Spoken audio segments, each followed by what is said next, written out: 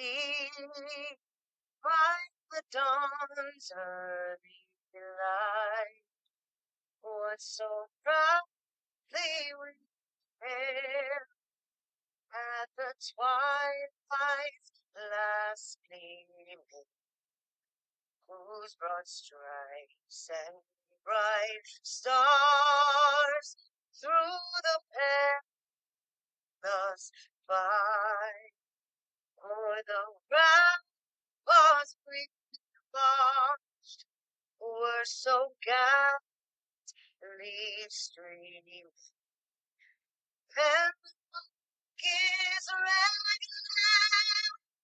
the bursting in air came through the night, that our flag was still there.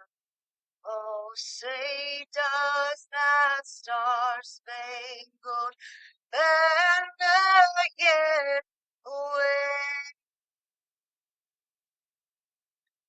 o'er the land of the free and the whole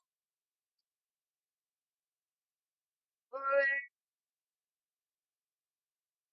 Making, making.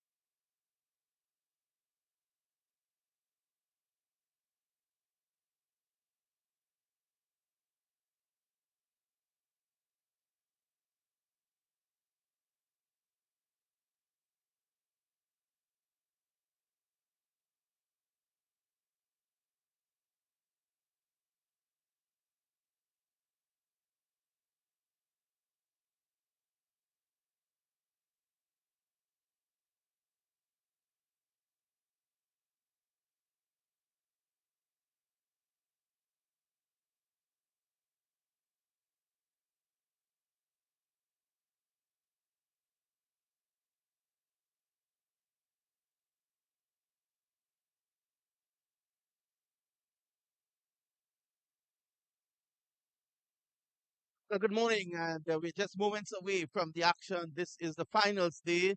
It's a day that Atta Ali Khan flew all the way from Bangladesh to be here. And of course, he's joining me just to have a few words before play starts. Next to him is a man originally from Georgetown in Guyana, and that's Lenny Archibald. And then next to him, this guy's probably a former Pakistan prime minister. I don't know, but Shah Faisal, a local guy here in Atlanta, wonderful to have had all these guys during the tournament so far, and they've done a sterling job. Let me start with the most dapper of all, and that's Ata Ali Khan. Your initial thoughts, you've traveled the world, you've covered cricket um, almost everywhere. The quality that you've seen over the last week. To be honest, I'm pleasantly surprised. I was not expecting the quality that I've seen so far.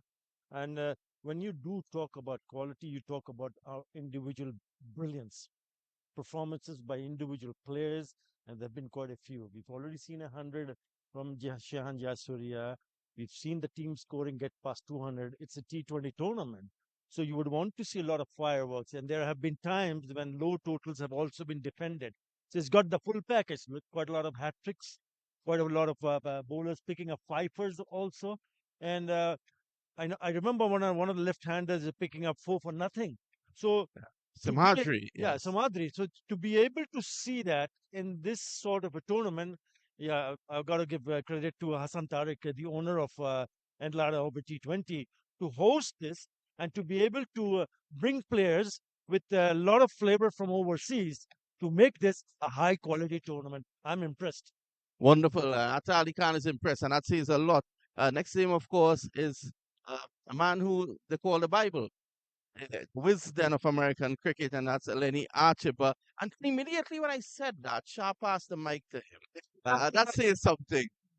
Lenny, I'm sure you're very happy with what you have seen over since Friday being here. Yes, Vinod, we're down to the last day. And I got to tell you something that this tournament has moved from matting wickets. I saw a couple of years ago at the Atlanta playing field. Here we are on full turf, which is really an advancement of how this tournament has progressed in the last 4 years. And here we are, Kingsmen, into their second successive final from 2023. Looks like Clarion Eagles is going to give them a challenge. Wonderful. And of course, the pitch report, I did say, and it's so happy to hear you mention turf pitches. And that was the only way. We've been around American cricket long enough to know that you really can't develop on the Astro. You need the turf. Because what would have happened a couple of years ago, America playing in the regional T20 50 overs tournament in the West Indies, and you saw basically on turf pitches the American batsmen playing through the line all the time. And that was because they grew up on AstroTurf. It's fantastic. At the pitch report, though, I did say this is a turf. It's made out of mud. Back to you. Anyhow, Shah, you would have traveled the world as well. You're a homeboy now in Atlanta. I can see the pride in your face. You must be very happy. I'm very, very happy indeed, Vinod, because I've seen this tournament grow from its inception. And every year you come back and you see the tournament gets bigger and better. Obviously, Lenny mentioned the wickets, although the wickets haven't been the classic flat T20 wickets, but it still challenged the test for the batters as well, their technique, their skill, their temperament, how to develop an innings. This is what we would not see on artificial surfaces. Just swinging through the line used to be the order of the day. Here, you got to dig deep. You got to find ways to score runs, be it running hard between the wickets, being patient, taking your time, and placing the ball into the gaps. That will enhance your skill as a batter. And that is why I feel that it has been a wonderful tournament. Individual brilliance, team performances. We've had it all, the drama, the thrill of a super over. Can't ask for more. We're in Atlanta. Where do we go from here in terms of development? You have some harsh winters. Yes. So it's not like in the Caribbean where cricket is now a 12-month affair. Probably in Bangladesh as well, it's a 12-month affair. Where do we go from here? Well, Atlanta is pretty close to subcontinent. The winters here are not that harsh and not that long. So the season we're well into October can carry on and we can really come back in March. So that is not much of a break that probably everyone needs to reassess which direction we want to go. And that, I mean, the Georgia weather is absolutely perfect for most of the year for cricket. Just like Florida can't beat Florida, but still the second best could be this part of the world. Plenty to do in terms of improvement the surfaces, in the facilities for the players, especially changing rooms and showers after the game. I mean, this is something the players deserve, and we're heading in that direction. Also have to thank this superb facility which has hosted us now for 2 years, and it's growing better and bigger as well with the time. So really look forward to it every year. Excellent. I know you're a guy who likes to see things grow. And of course, here in Paramveers, you see development all the time. Atta Ali Khan, a player that you would remember when you sit on that flight back home. Quite a few actually. First one would come to my mind would be Shan Jasuria. He smashed that 100. And then we spoke about the left arm seamer, Fani, Yep. Smardi. Because a lot of times we've seen that the bowling department was dominated by spin. He's not a spinner, he's a cutter. And the way he had gripped the ball, taking the pace of the ball, picking up four for none, 4 for 9. It's just simply been incredible. And these are the two. But there's also other performance to remember. Usman Kadir picked up a hat trick, picked up a fifer. And these are well-renowned players who represented their countries back home. But there are quite a few, but these three come to my mind right now. Usman Kadir, who's third on the wicket takers list at the moment with 8, and he's challenging the top the leader on 11. Final thoughts from Lenny Archibald. Vinod, I thought when we saw the 10:30 game, how much toss played an impact on the result. This one is a 12 o'clock start. not so much of the toss. And I get the feeling that with Kingsmen batting first, they'll be banking on, of course, Rakim Cornwall, how quick he can get out of the blocks.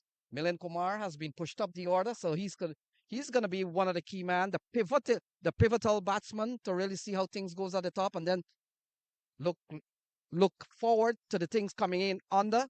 We've got some very good bowling from the likes of Anwar Ali, Mohammed Ilyas, Ziaul Haq. There's going to be a lot of pace at the top of the order. Hassan Khan, Waqas Ahmad, yeah, Waqas Wakas Maksud, Maksud, who correct? picked up 4 yesterday. Hmm. And then it's over to the spinners, the likes of Harmeet Singh, the likes of Hassan Khan, Mohammed Mohsin is having a very good season. Yeah. Just a question for him. Mm-hmm. Question is, where is our friend Brian Walters? Has he left us again? Well, he's in the box and he's all ready for us. Yeah, so I want to thank these guys for being with us here. Not normally a Trinidadian things anything over to a Jamaican. I have no choice this morning. Let's join Brian Walters. Guys, great thoughts and good, brilliant analysis. Quick look at the pitch and then the toss, and we'll see what happened in the middle. Well, good morning, and it's a finals day. This is, of course, the day everyone was waiting on, and it's Kingsmen, the defending champions, coming up against the Clarion Eagles. Both teams have played fantastic cricket during this entire week, but it all goes down to today. So you can put that aside. What happens today is what's important. We're here at the pitch report, and of course, again, similar to yesterday, you can see grass coming through, which is important. It holds the surface together nicely, and that will allow the ball to come onto the bat. The thing about it is, we have a 12 noon start, which kind of equalizes things. It takes the moisture out of the pitch here. Remember, games at 10:30, due to the overnight conditions and the heavy dew conditions on the mornings, there were always wet spots on this track, the entire pitch. There was moisture. Now the sun is out in all its glory. It's probably around, I will say, 70 degrees Fahrenheit now. It has been baking, and I think 12 noon start, fair enough. Both teams, I think the pitch will be equalized in terms of whoever bats first or second. During the week, bowling first was the best option, but I don't think that will have. Good morning and welcome. It's the day that we've all been waiting for. It's the final. Yes, you heard me right. It's the Atlanta Open T20 2022 final. And Clarion Eagles will lock horns with the Kingsmen. We've got both the skippers, Akashat Gomel and Hamad Azam. Akashat, you're going to spin the coin? Tells the call. Akashit, what have you decided to do? So we would like to bowl first. It's a delayed start, right? It's starting at 12 o'clock. Remember, 10:30.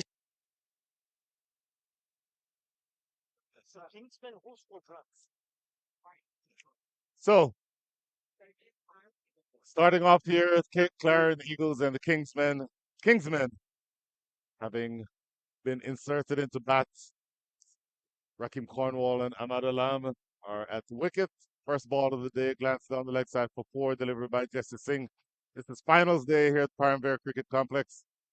Again, the Clarion Eagles against the Kingsmen. Brian Walters, I'm joined by the great Atar Ali Khan. Good morning, Atar Ali.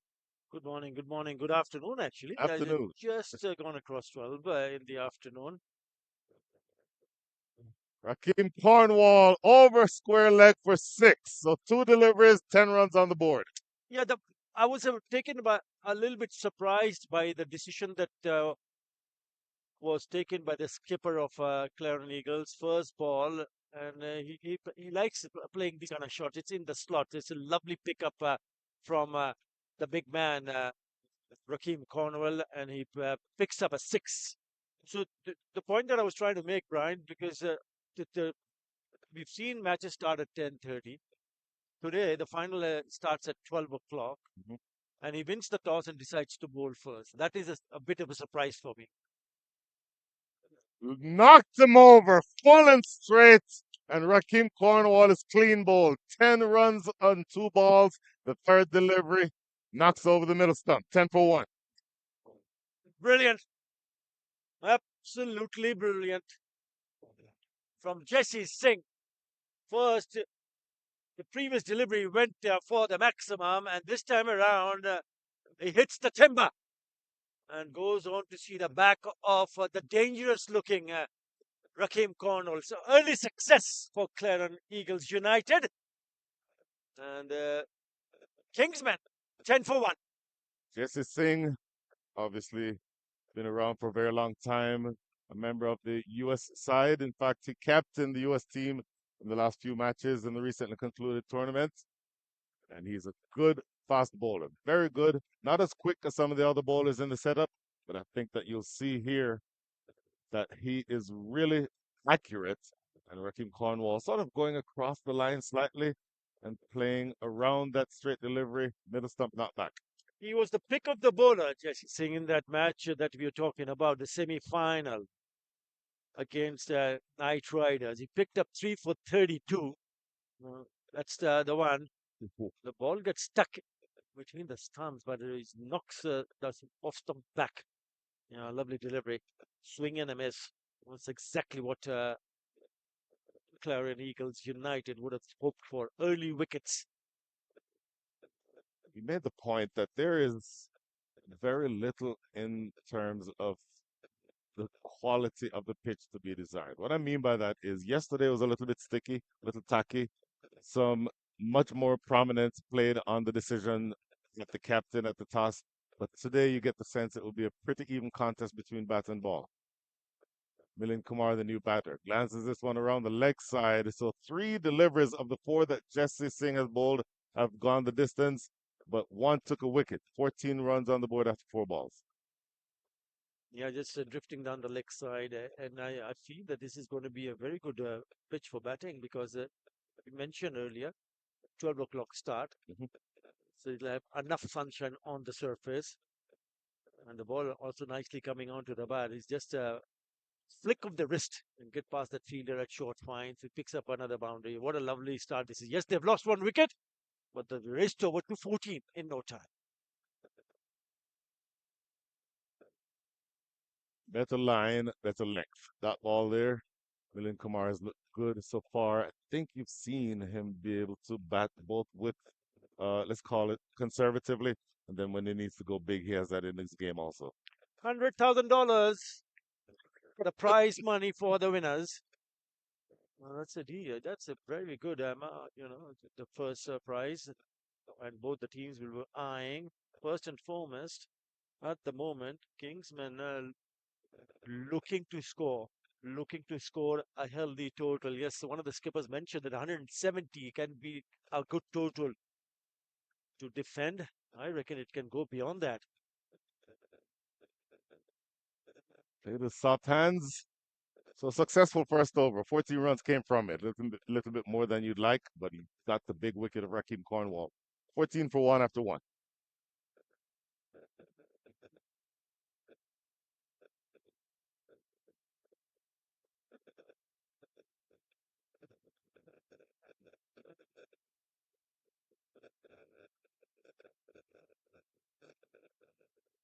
So 1 over in the books after Alakan, you mentioned 170.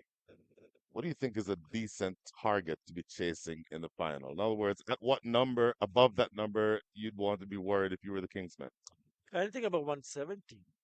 If they manage to score 180 plus, I think that there will be pressure because we know the strength of Clarion Eagles United.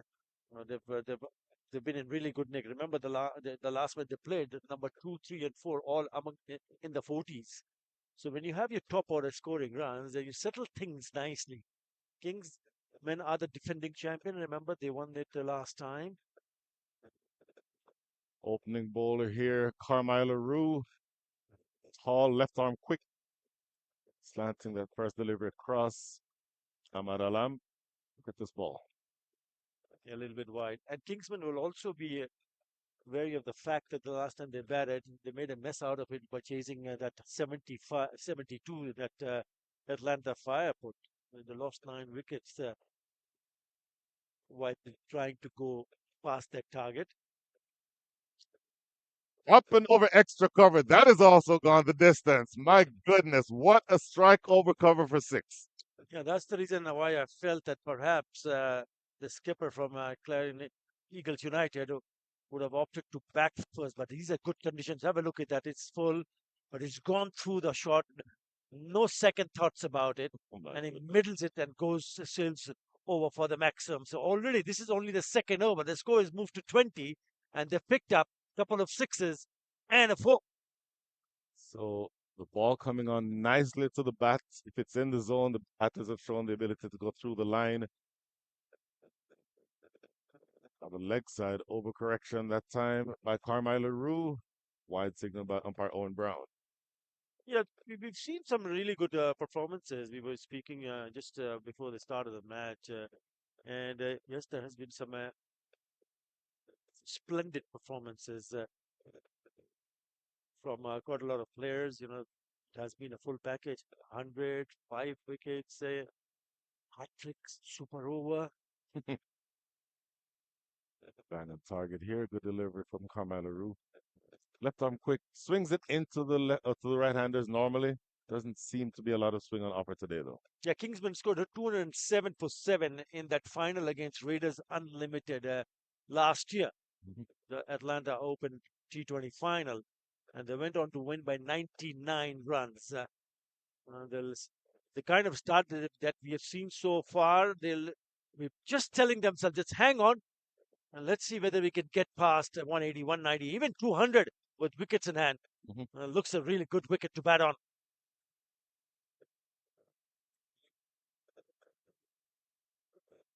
For once, you have a single. That's the first single of the day. Played into the deep. Player deep third just gets a good rocket throw in. So 200 on the books. You think likely?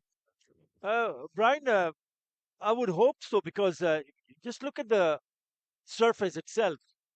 Nothing happening to the seamers, nothing at all. The ball is nicely coming onto the bat, and as a batter, you want that all the time when you go into bat. And if you have that sort of a start, yes, they've lost the big man, Raheem Cornwall, but even then, after losing him, they've not stopped playing shots. Just shows how good this pitch is for batting. Slower delivery. Oh, this one gets by. Will probably be by signaled here by umpire Owen Brown. Just to jog down to deep third. And when you see a pitch behaving this way, then it's important for the bowlers to take the pace off the ball. We've been saying it throughout the tournament. A clever piece of bowling from Kamla. So last ball coming up. Carmine LaRue, the man with the ball in hand. Last ball of over number 2. Good ball. That one is on the angle going across the bat. A good last delivery there from Carmine LaRue. That is 2 overs in the books, 23 for 1.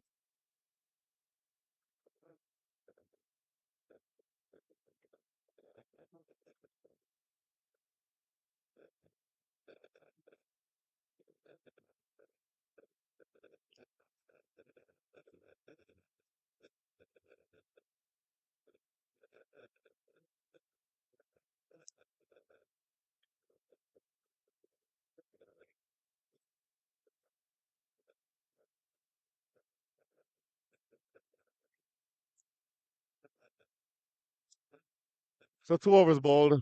Lost the wicket of Wrecking Cornwall, but a good fast start nonetheless. 11 and a half and over, of course. Third over about to be bowled by Jesse Singh. Conceded 14 from his first over, so he'll want to be less expensive than that, but you never can complain when you get the big man dismissed early.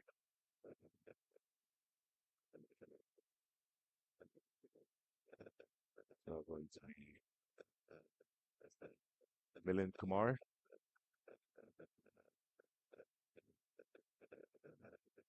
Bang on target that time. Yeah, they will be in some sort of pressure. Kingsmen, remember the last match they played, the semi-final against Atlanta Fire, struggled, really struggled throughout the innings, even though it was a low-scoring affair. I think psychologically they will be just thinking about that. And what about the opposition? They'll be also quietly just giving them a little bit of reminder, getting close to the batters that, hey, 75, you lost 9 wickets. I mean, these are the things that can happen. Tell me about a little bit about that. Did you do much sledging in your playing days, It's Khan? uh, it's not about sledging. It's about just reminding the players what we have seen. Psychological warfare. Absolutely. I mean, that's a part and parcel of the game. Yeah. Maybe you've sledged, not me. Have you? Does this look like the face of a sledger to you? But I just heard my fellow commentator with a big yes. Good over on the way here for Jesse Singh, by the way. 3 dot balls to start over number 3. Much more economical than it was in his first over. Yeah, when you have this kind of a start, remember this is the final. Mhm. The winner takes it all. And when you have this kind of a start, then you start the nerves in the dugout starts to get a little bit more relaxed, knowing that yes, both batters, even though they've lost 1 wicket, but there's plenty to score on this kind of a surface. Also important that how the spin will shape up on this surface. Spinners have played a big part here already in the tournament. What a great delivery. Oh my goodness. Look at the carry through to the keeper, and then look at that movement away from Milind Kumar. Extra effort from Jesse Singh. The carry, the bounce. It's a lovely delivery. Just playing inside the line of that ball. No slip in place. It's interesting. Would you expect that there would be a slip in place right now? Yeah, with that kind of a delivery, maybe I get one in and see whether I can find a nick here there. Because if it does find a nick, then there's no fielder in the slip squadron to grab that. Mhm.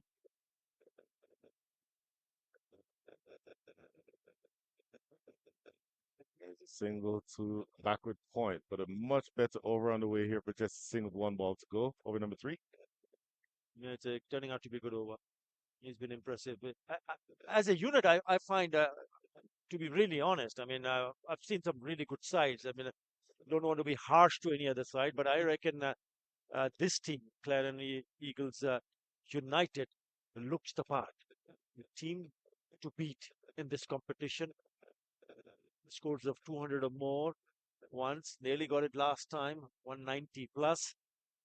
The bowling has been terrific. The batting has been outstanding. Sliced away over the top. How far has this gone? 1 bounce and goes for 4. That is a good strike to spoil what had been a really good over. 4 runs over cover, 5 runs from the over, 28 for 1. Spoils the over with that last delivery.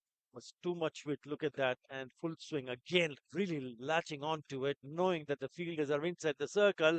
So if you get enough on the bat, you're going to pick up a boundary. And that's exactly what he has done. 28 for 1.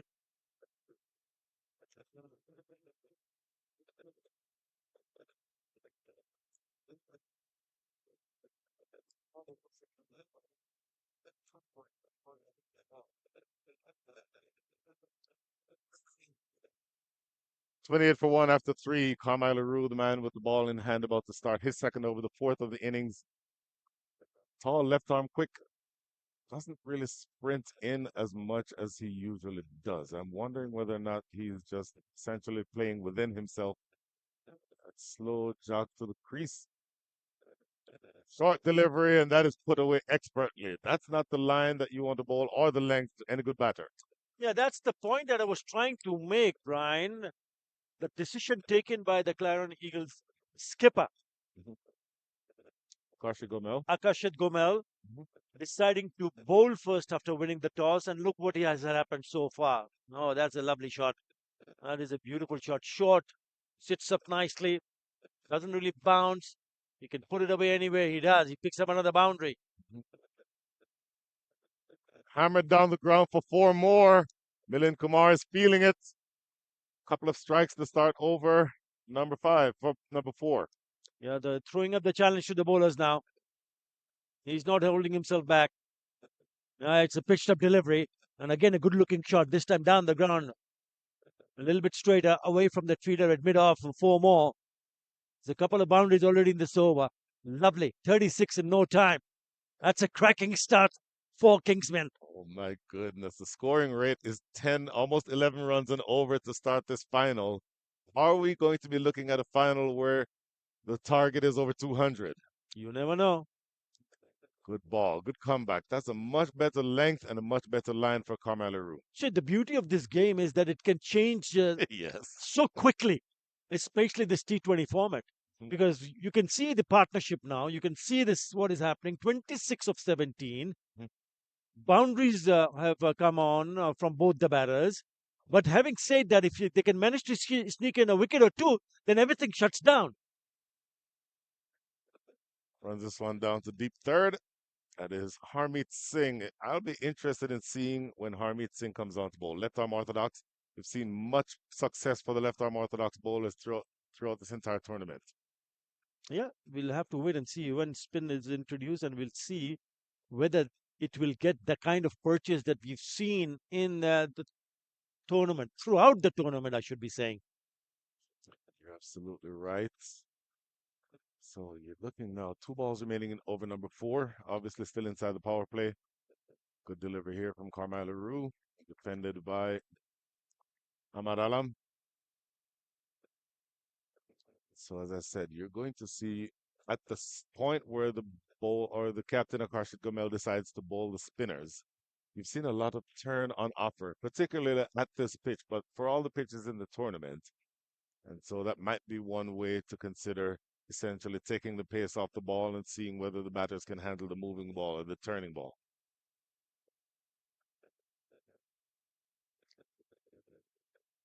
A little bit of a delay here. Carmelo about to bowl last ball here over number 4. Good delivery, bang on target. A good close to the over. 9 runs coming from it. But a good comeback for Carmelo. Went for 2 4s the first 2 balls, but just a single after that. 37 for 1. It's a wonderful start. It's a lovely start for Kingsmen to be able to move to 37 in 4 overs. Yes, they've lost a wicket. This is a really good foundation. They're setting up a really good foundation for the others to come and go and put on a challenging total. Well, we mentioned his name a few minutes ago, and here he is to bowl his first over. Harmeet Singh, left arm orthodox. There's 2 right-handers at the wicket, so you'll understand why that decision has been made, even though you're inside the power play. So only 2 fielders allowed outside the circle. But Harmeet Singh is generally very accurate, and you're going to want to see how much turn is in the wicket to see whether or not he can exploit that.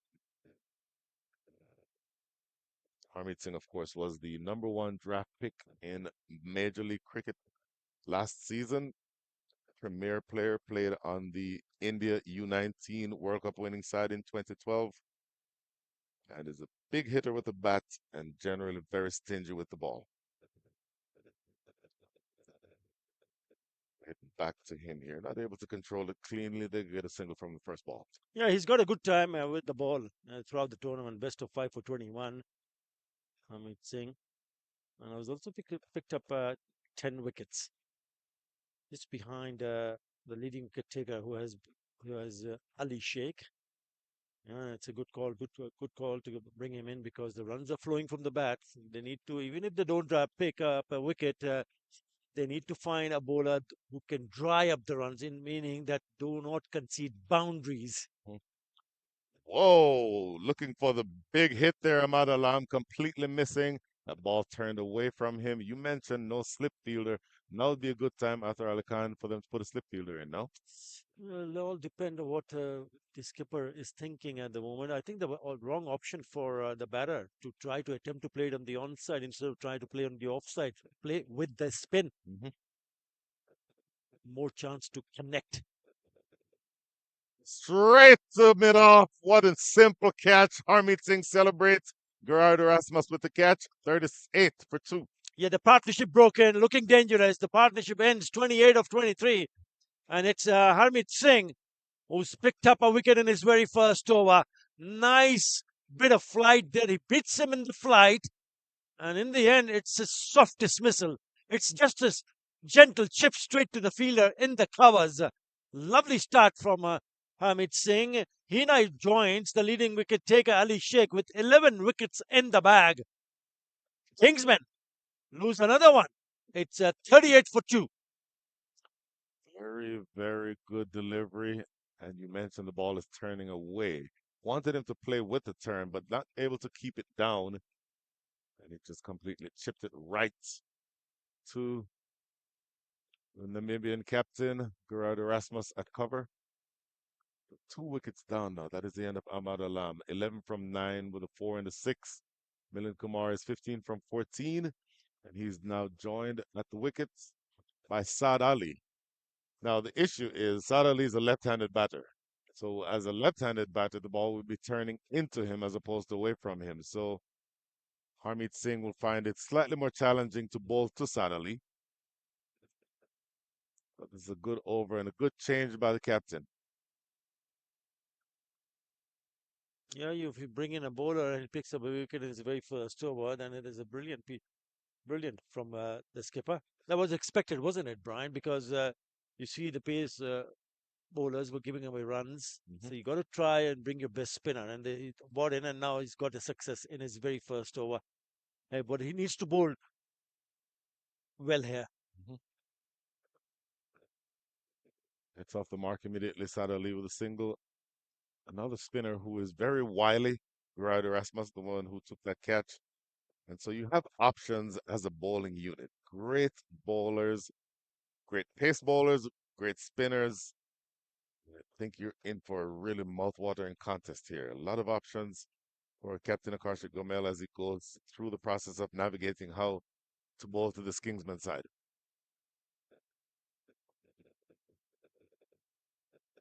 Now the single is time.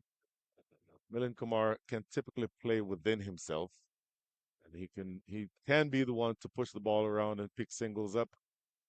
Of course, you've seen him a bit with the ability to hit big if he needs to. Yeah, from his side, he's the leading run scorer, Milan Kumar, 128 runs.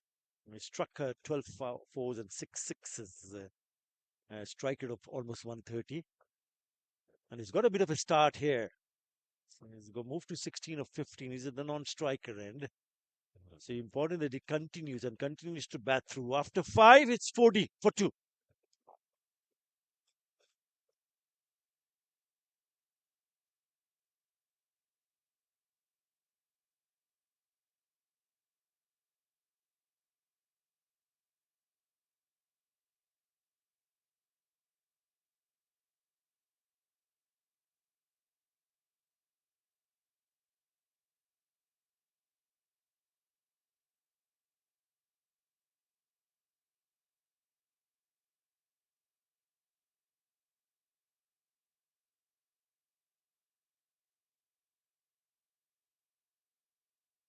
Got off to a very good start.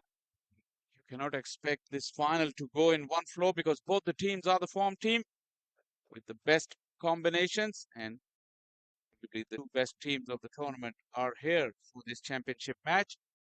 You expect the trick to go one way. You can expect plenty of fight backs, and plenty of recoveries.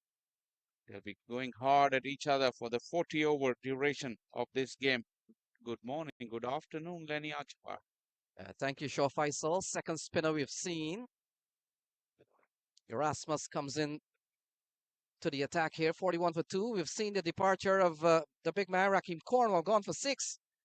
And Ahmad Alam, who never really got going in this tournament, he's gone for 12. Now we've got the U.S. international, Milind Kumar, very experienced player. Has been a busy 2023 coming down to 2024 at the U.S. international level. He's in with Saad Ali. It's a crucial partnership. Saad Ali is the glue that holds this middle order. He's very skillful both against spin and pace. So playing a miss. Erasmus has come in with a useful spell in this tournament, Shaw Faisal. Beautifully bowled. Superb delivery. Look at that angle coming into the left-hander. Pitch middle. Went away. How do you play that? This is good running though. Excellent bit of work. I think it's Hassan Khan. Beg your pardon, it's Dilpreet Singh. What am I thinking about Hassan Khan? Yeah, but if the ball is turning as much as it is, You got to be running really hard to make sure you pick up anything that becomes available in this middle phase. Yeah, when you look at Milind Kumar, he's really been the Kingsmen best batter so far. 114 runs coming into this game. And Saad Ali, we talked about the struggle of Saad Ali in this series. Just 58 runs. We know he's a better batter than that. We've seen a very good over so far from Erasmus. He's only gone for 2. And ball turned into the onside. Gonna challenge the fielder. Throw comes in. Brian Kane says not out. Well run in the end. Yeah, quick bit of work there. I think it's Usman Shinwari at square leg. But these batters are very, very quick and fit between the wickets. It was a very tight run, though. It went straight to the fielder. But look at how good the start was from Saad Ali. And this angle would tell you that he made his ground nice and comfortable. Yes, still a very good over here from Erasmus. And look at that. 3 runs in the over so far. He's bowled 5 balls. Very tight. He's been very good with the ball throughout the tournament. Rasmus, he's been given a role. Mostly he's bowled in the power play. Conditions have suited him. Yeah, good. Got scamper for 1. Dilpreet comes in with the underarm throw, but in the end, batters make their ground. 6 gone. It's 44 for 2.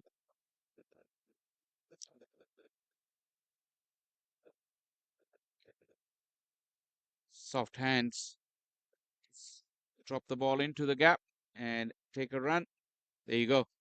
How Dilpreet had to go around to his left. He's a right-hander. Excellent judged single by these two. 6 gone. The power play is done and dusted. Owners even. 44 for 2. You want to lead? Yeah, go ahead.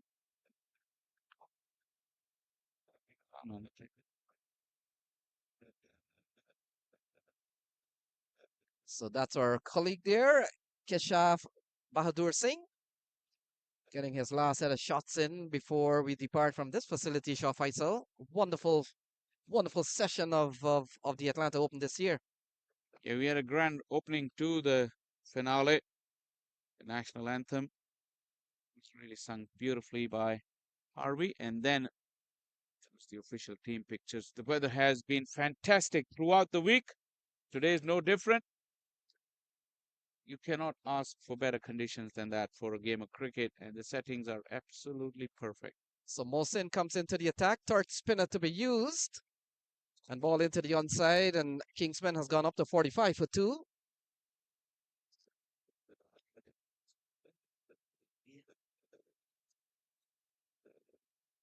Mohsin, very tall right arm leg spinner. Doesn't normally flight the ball. He's quicker through the air generally. That's where when he gets turned, he's almost unplayable. Yeah, such a quality bowler.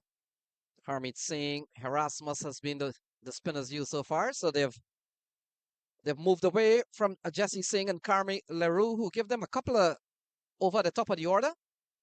And now it's down to the spinner with 82 balls remaining. We talked about the Kingsmen hunting another championship in 2024. Shah Faisal scored 200 plus in the final last year. Cut away into the offside. The fielding has been good. And look at that, saving runs. They only go for 1. Good bit of work in the field. Like I said, these teams not only bat and bowl deep, but they're very good and agile in the field as well.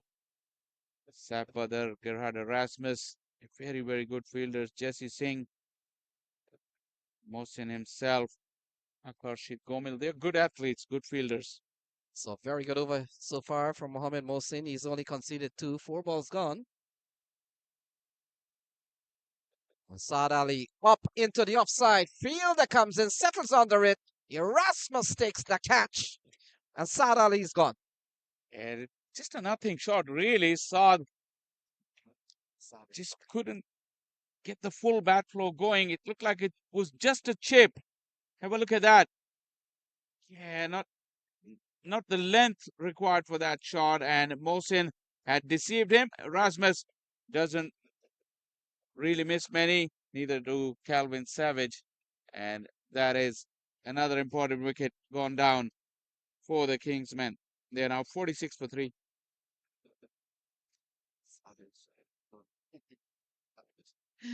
Sorry.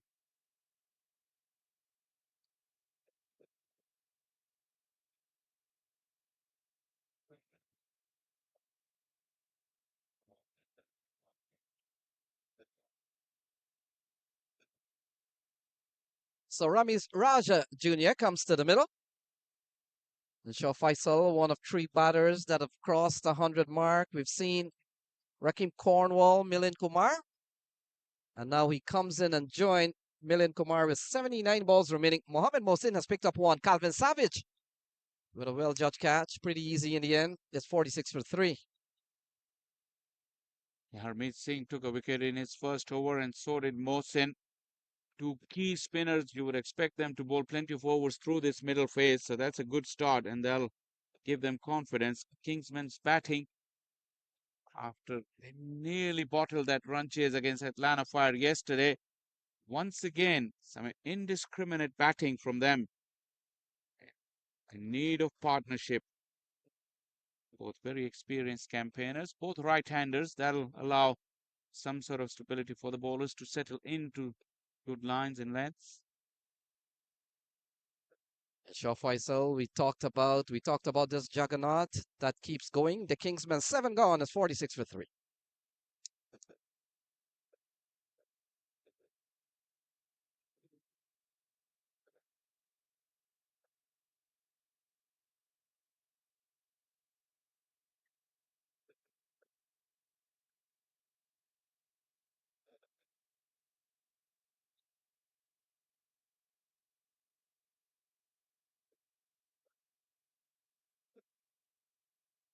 So Harmeet Singh will continue.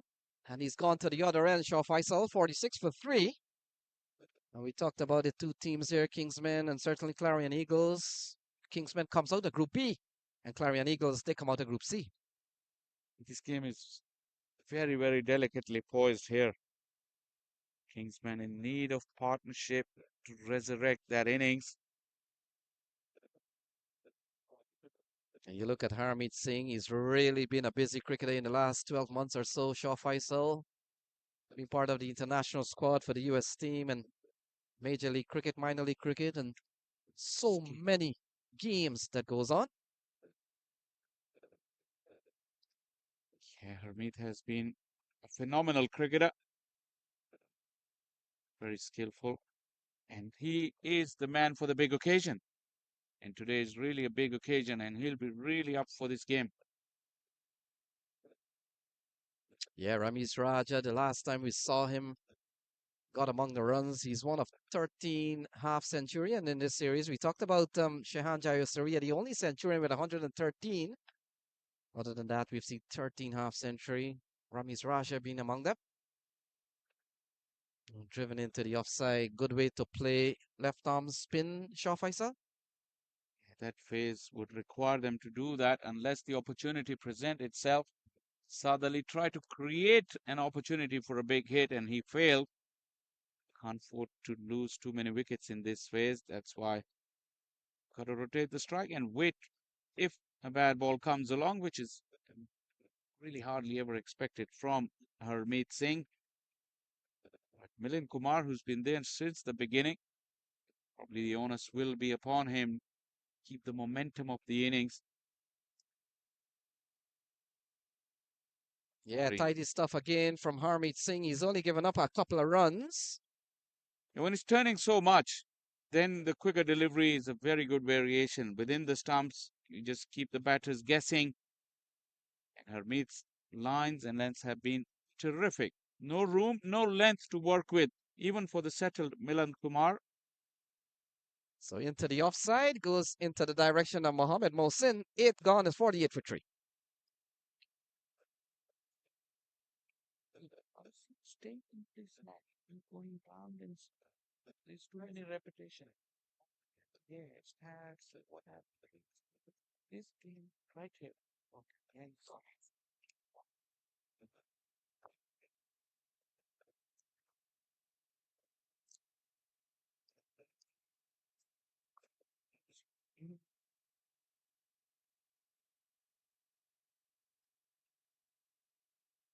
tea time for some of us, even in this early afternoon. The batters, the feast that they were expected to have hasn't come yet, Lenny. Yeah, they're approaching first milestone. They're up to 48. We've seen good spin from Harmeet Singh and now Mohammad Mohsin. Oh, big appeal, he's gone. So that's the end of Ramiz Raja and it's 48 for 4. Yeah, Brian Cayenne had to make a decision if that ball was too high. The slow raise of the finger came. Ramiz was caught on the crease on the back leg, just above the flap, but Ramiz is not very tall. Probably would have clipped the top bail. Ramiz had no complaints, and the wickets continued to tumble. This is not looking good for the Kingsmen. Ramiz Raja Senior goes, and they're now 84 for 4. That's my bad moment. Sorry.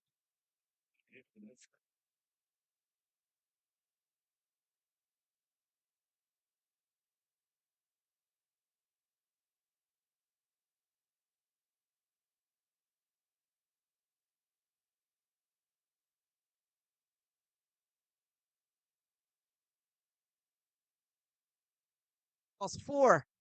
Ramiz Raja walks back to the 10th. It's 48 for 4, and how often Hassan Khan has been the savior, and they would need him. Like Harmeet is another of those players who's made for the big occasion, and the opportunity is really presented it to himself to come and own this final here with the bat. We all know he's good with the ball as well and in the field, but they got to score some runs to be able to have a chance with the ball later in the afternoon. The slip in place. Mohsin has been sensational yesterday. He went for 24 in his 1 over. There's another chance. The ball is flying around shy at the non-striker end. Look at that. One way and then the other. Over there and over here. Yeah, we've seen really good spin bowling here from Harmeet Singh and now Mohammad Mohsin. Oh, pulled the short ball and hammered into the onside. Gone for 6. The 50 comes up in fine style out the bat of Hassan Khan. Hassan Khan got the long hop. I was mentioning about Mohsin's over yesterday. He bowled plenty of that. Today, this is his first error and was punished by Hassan Khan. Kingsman really needed to break the shackles and gain some momentum. Could this be the start of that? Yeah, we've seen Hassan Khan show Faisal from time to time, and you get the feeling that sometimes we want to think that T20 cricket is such a short format, but he comes in here batting a 6, and he's still got 68 ball at his disposal. Through the offside, beats Erasmus, and that's gone away for 4. Blazing cover drive, full and wide, overcompensation from Mohammad Mohsin. And it went aerial. You don't want to do that anywhere near Erasmus, but it was far enough from him. Wide, plenty of room to free his arms. And Hassan has got himself off to a great start. Yeah, a couple of scoring shots gone for 10, looking for more. 9 over comes to a close, and after 9, they're batting at 58 for 4.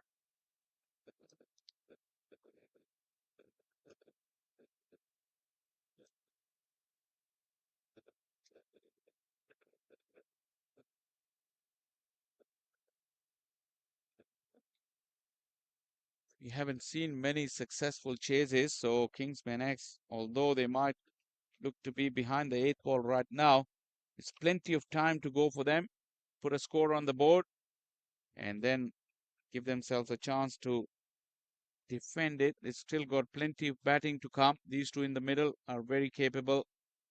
They've got a little bit of more depth to come. So Harmeet Singh continues. We're into the 10th, 65 balls still to be bowled. It's been a string knock from Milind Kumar, who got off the blocks really nicely. But now the fall of wickets has really hampered his rhythm. He's fighting hard to stay. Harmeet doesn't give you a lot of time between the deliveries. Rushing Milind into that, but he'll pick up a couple of runs via the thick inside edge. The role of Milind Kumar is very important here, Lenny. Yes, Shaw Faisal is such a capable player. And I talked about he's very critical at number 3. We know at the US international level he bats at 5 and 6, but you get the feeling at this in these tournaments, if Rakim goes early, then Milind Kumar really comes in and play a very important role. And he's really batted as a man that has been in form over 100 runs in this series, and that is in context of the tournament matches, very short groups. You get the feeling if you can get over 100 runs in this tournament, then you're among some of the top batters. Yeah, conditions hasn't been easy for batting for most of the tournament. But this is good. This roll of the wrist, knocking the ball into the gap. Getting Hassan back on strike. This is a good contest between Hassan and Hermit. And Shaw Faisal, you get the feeling that the spinners have really done well since we've seen the introduction of Harmeet Singh. 1 for 9, 2.4 so far. None for 4 from Erasmus, and then, of course, a couple of wickets from Mohammed Mohsin. So the spinners have really done the job. We were always expecting the spinner to feature prominently in this bowling attack. Rasmus in, but in safely was Hassan. He's equally quick. This is good cricket. Yeah, the running has been good. We've seen a lot of cheeky singles so far. We haven't seen a run out. There was an appeal. Brian Kane says not out. So other than that, they've communicated well. They've ran well. They've put the fielders under pressure. And we know when you put the fielders under pressure, they make mistakes. Final ball coming up.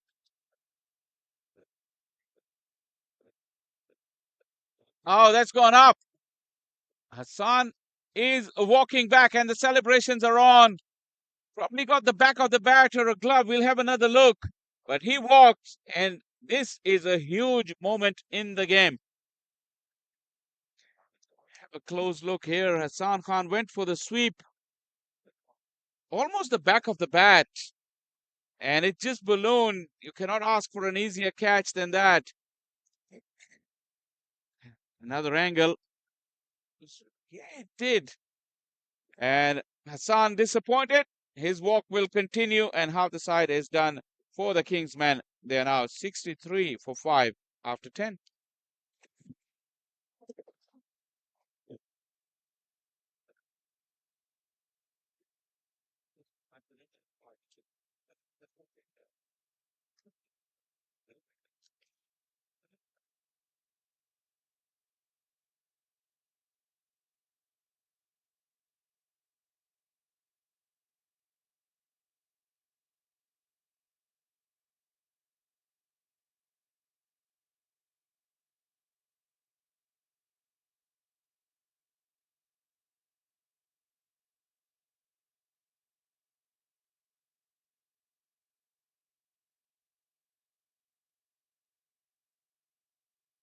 For Atlanta Open T20.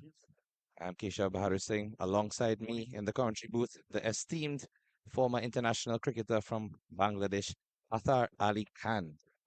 What are your thoughts on how this game has progressed, given the explosive start we have seen and a flurry of wickets after? Well, if you keep losing wickets, Keshav, it's not going to help the team's cause to go and post a big total. Already half of the side back in the hut at the halfway stage. So do they have batters to continue to score runs? Milan Kumar still there. Short and pulled away over the leg side. One bounce into the ropes for 4 runs. The Kingsmen trying to retaliate here. Excellent shot from Milind Kumar. Yeah, I think he's the one. He holds the key for Kingsmen to ensure that they have runs on the board. At the moment, struggling, but a lovely shot. Short ball sits up nicely and it pulls it away in front of the square towards mid wicket area for a boundary. So now he's got 28 of 28 now, and he has to find a way to bat through out this innings. He has to ensure that he bats till the very end and give his team a chance to score somewhere around 160, 170.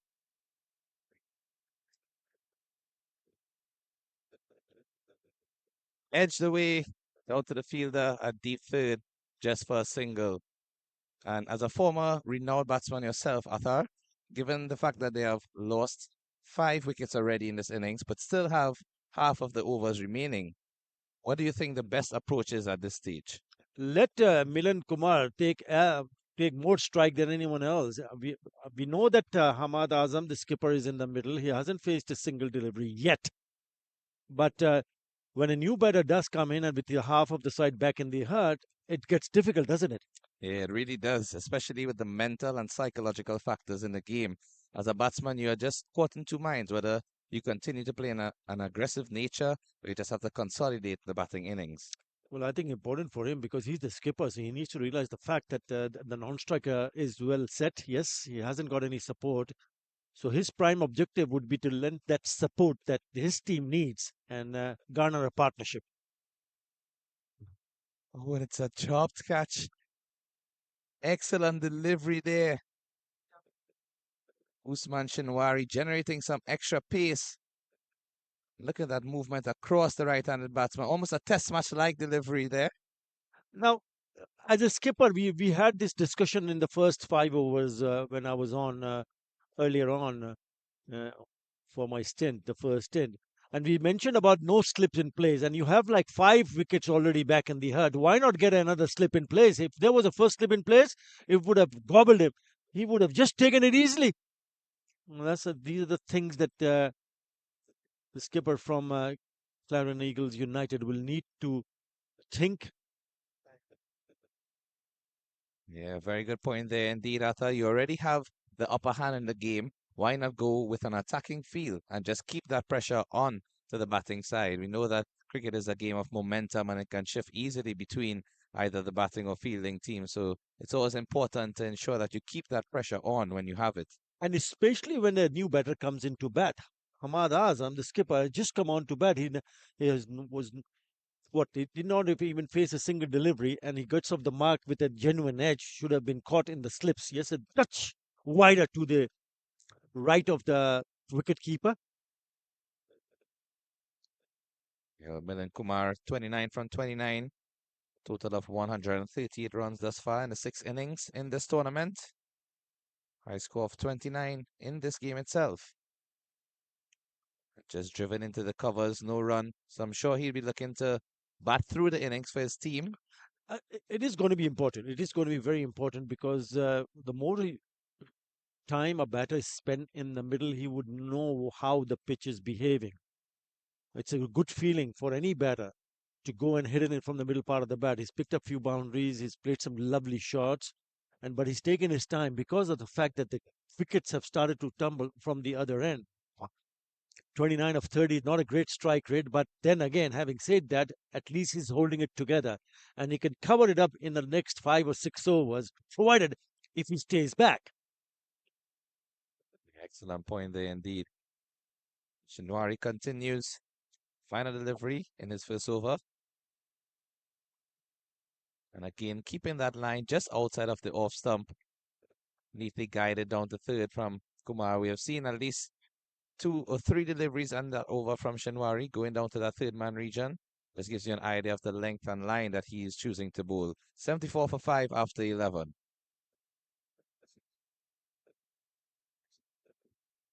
It's a beautiful day. It's a stunning day here. 12 o'clock start. Imagine the pitch will favor the batters, but that has not been the case. For some loose shots, shot selections have not been great from Kingsmen. But what they have done is they still have Milan Kumar, who's moved out into an unbeaten 30 of 31. Yes, 9 more overs available. Bit of a wave to his mates right at the top there. Speaking about shots, just looking at some of the production crew from Cricket 360 and 360 TV, all the way from Trinidad and Tobago. It's been really a Herculean effort from all of these guys out there day after day in that heat, mixture of cool breeze and heat is never a good combination, but they've made it through. And here we are at the finals, the lovely picturesque venue, live from the Paramveer Sports Complex. And we're looking forward to how this final will be played out.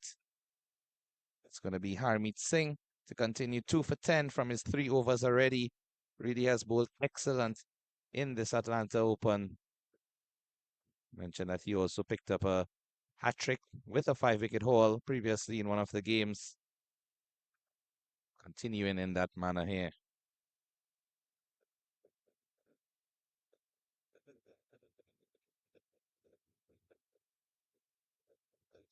What I like about Harmeet Singh as well is that he continues to use that angle through and around the wicket, whether it's the right-handed batsman or the left-handed batsman. And I just want to get your thoughts on that in terms of going through and around to a left-hander, which is something you don't usually see.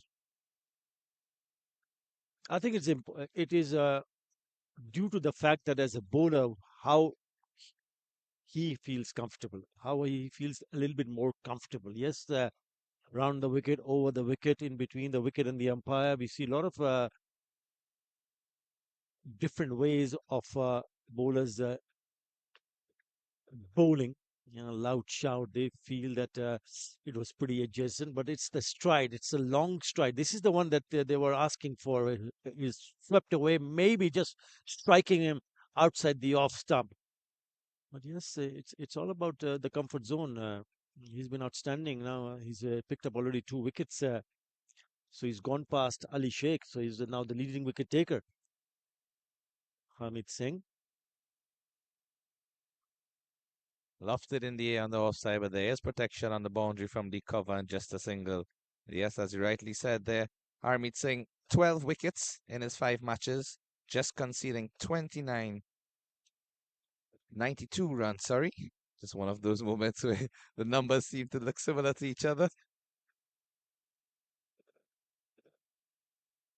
Yeah, the spinners have bowled well here throughout the tournament because of the fact there is something available for this spinners. Stuck into the leg side for a single, so not able to get boundaries with any ease in the previous over. That edge, which could have been a catch if there was a slip in place, as you rightfully said, sped away to the boundary for 4. Apart from that, just dealing in singles at this moment, the Kingsmen.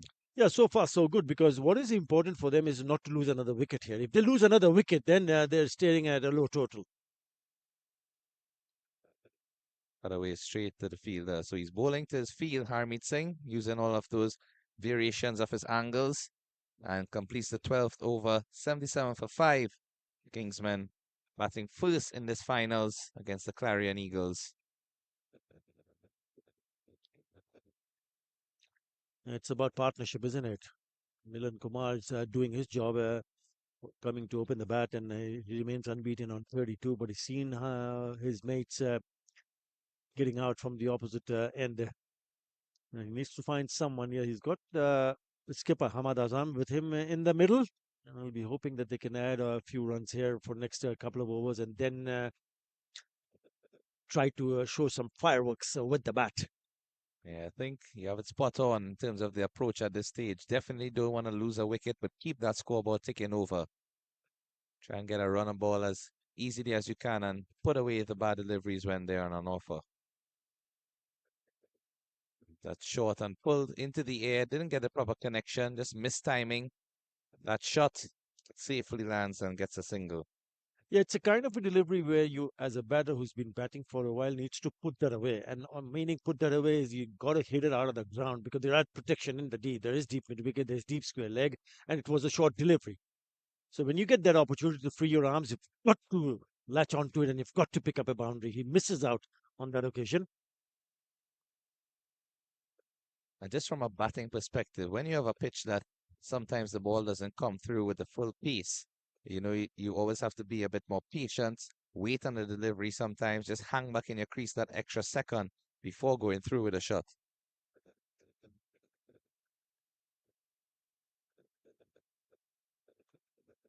Keeping that line just outside the off stump, Shinwari. He just opening the face.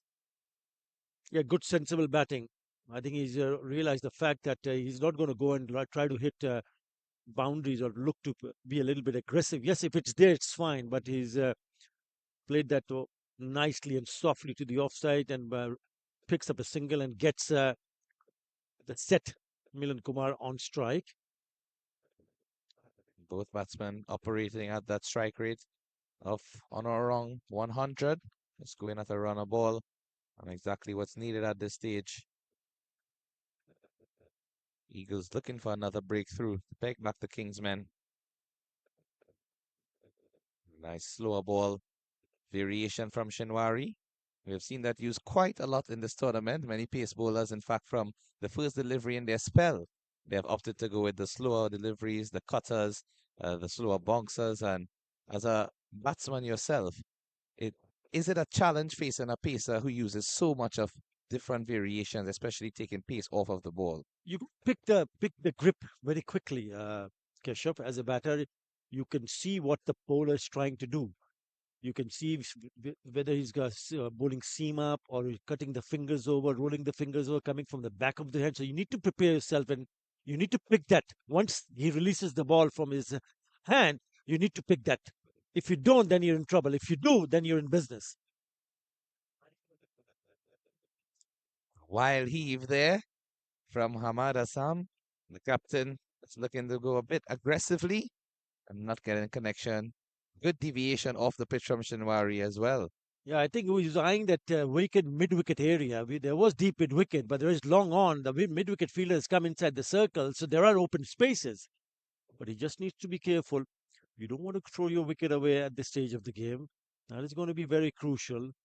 He needs to bat with a little bit more responsibility here, the skipper. And just as you mentioned that you can see the field change being made, the fielder from inside a 30-yard circle is sent back to a wideish deep mid-wicket position. The other fielder on the leg side boundary is a deep square leg. He was a bit straightish and now he's moving to a deep backward square. Protection on the offside, deep third, and a deep cover. And a very interesting shot there. Not sure if he was trying to leave alone that one, as we have seen our colleague Brian Walters play expertly. Yeah, I thought he was caught in two minds, whether to play at it or leave it. But in the end, the ball went on to hit the bat, and luckily it has gone into the wicket area as a single taken. And just to emphasize the point you made before in terms of ensuring that you look at the ball when the bowler releases it. It's one of the basic tenets of the game. They always say keep your eyes on the ball as a batsman. If you can watch the ball from the moment the bowler releases it until it reaches the bat, if you can do that every delivery, which we know is no easy task, you'll be better off. Well, that's what most of the batters do, practice that when they're in the nets to try to pick up what the bowler is trying to do. Nicely played, but pick up another single to finish the over. It's a Kingsman 82 for 5. It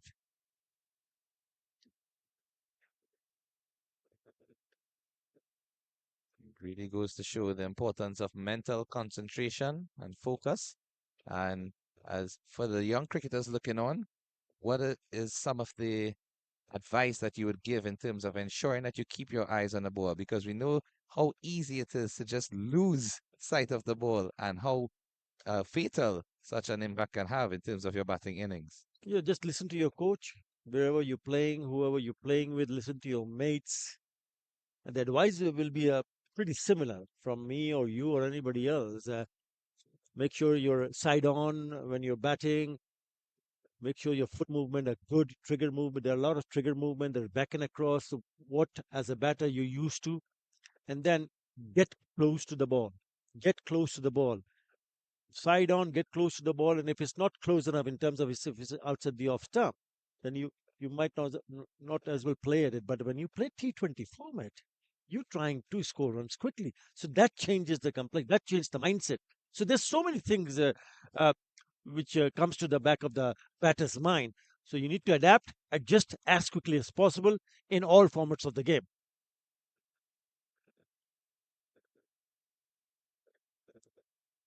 A change of bowler. Harmeet Singh still has, no, in fact, he has bowled out his spell. 4 overs, 2 for 13, 12 dots. And new bowler Mohammed Mohsin. Yeah, he had a good time with the bat, didn't he, in the semi-final? Mohammad Mohsin, just 20 deliveries for his 48, 5 sixes, big ones, and 2 fours. And at this point, he in fact has the most points in terms of the MVP all-round standings, given the fact that he's contributed with both bat and ball motion. In in this game alone, picking up 2 wickets, a total of 9 wickets in the tournament thus far. And his batting statistics are really something to behold.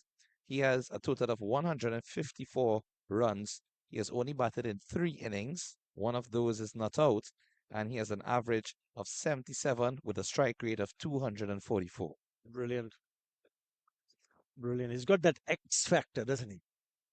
He's got something special, batting, bowling. Just guided away nicely. Past the field at short 30, gives chase. Seems to have done a good job, but the umpire signals for does not get there in the end. Just when we were admiring Mohammad Mohsin, he bowls a poor delivery. It's just a touch short and wide. Nicely played. Good deft touch. You don't knowing that the fielder at short third was a little bit wide, so he got to find a way to get it finer. Back live. And very good timing as well from the batsman. Not trying to put too much power on the delivery, just opening the face and using the angle to his advantage. And Mohsin is certainly one of those players. He plays with a lot of confidence. You can just see it oozing out of him in everything he does. Just yesterday in the interview with Roshni, he was indicating that once the ball is within his arc, he's just going to go at it.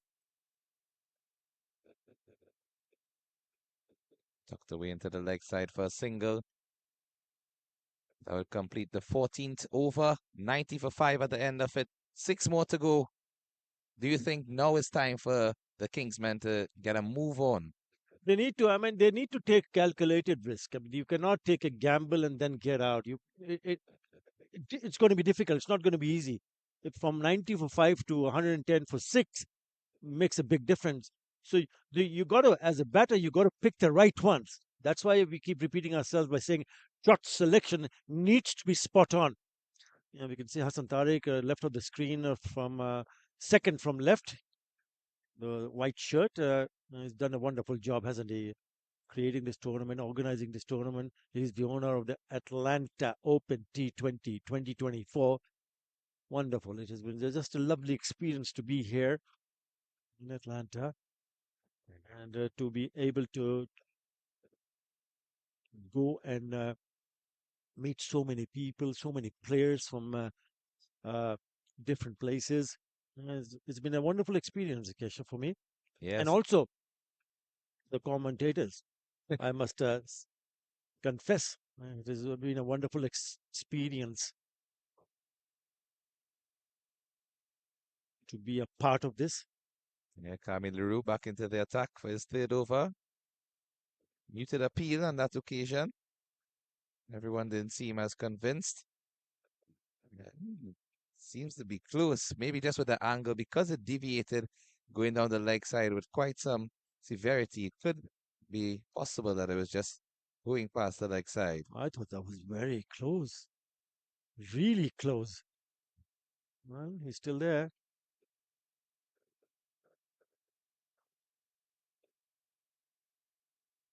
Similar line delivery, but straighter. And straight is, in fact, the exact area in which Milind Kumar played that shot. Best spot on the ground to get maximum result for your shots. Let's look at the execution from Kumar. Straight as an arrow. That is a beautiful shot. Yes, there was a fielder at long on, but he had no chance to go and stop that one. And it's a lovely shot. He moves to 45 now. Maybe now is the time for him to take a few chances. Could this be the over? The game changes on its head. And tucked away down the leg side for another boundary. Full and straying into the pads of Milind Kumar. And Kamil Leroux really needs to find some consistency with his line and length, because if not, the Kingsmen are going to take advantage of anything on offer. Well set is Kumar at this stage. They've already taken 8 of the last 2 deliveries. One down the ground, one flicked away, and not a good line to bowl to a batter when the fielder is inside the circle at short fine. So it's a freebie, and he puts it away. Just one short of 50 for Milind Kumar. It's been a good one. It has been a responsible innings from Milind Kumar. Again, persisting with that line into middle and leg stump. I'm just wondering if he might be better advised to be fuller outside of the off stump. Only two fielders out on the boundary on the leg side. As you mentioned in the previous over, deep square leg, and the fielder at a deep wide mid wicket position. It's a good run again. It's a leg by, but he stays on 49. Well, now Hamad Adama will also need to look at the areas because after this over, five more overs to be bowled with that single 100 up for Kingsmen. Short and pulled away in the leg side, but there is protection. Goes to that fielder who was previously in the circle, but they sent him out on the boundary for protection, and rightfully so. Yeah, that's the reason why he had that field set and he didn't hold himself back by trying to pitch a short pitch delivery, trying to create or find that gap between deep square leg and deep mid wicket, straight to the fielder at deep mid wicket. For the length delivery this time on the offside. And that brings up the 50 for Milind Kumar. Can just hear the cheers and applause from all of the supporters and his teammates. Really a mature and responsible innings from Kumar. 50 from 43 at this stage. 1 or 2 for 5 at the end of 15 overs, the Kingsmen. And definitely has been an honor and pleasure to be in the company of Athar Ali Khan. And speaking of legendary commentators, I will now take my leave for Mr. Brian Walters and, of course, Mr. Vinod Mamchan. Don't know about legendary, man.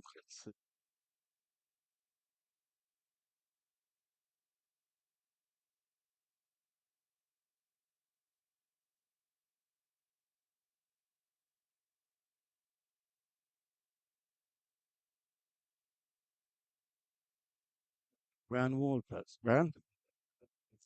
Good afternoon, Mr. Vinod Mamchan.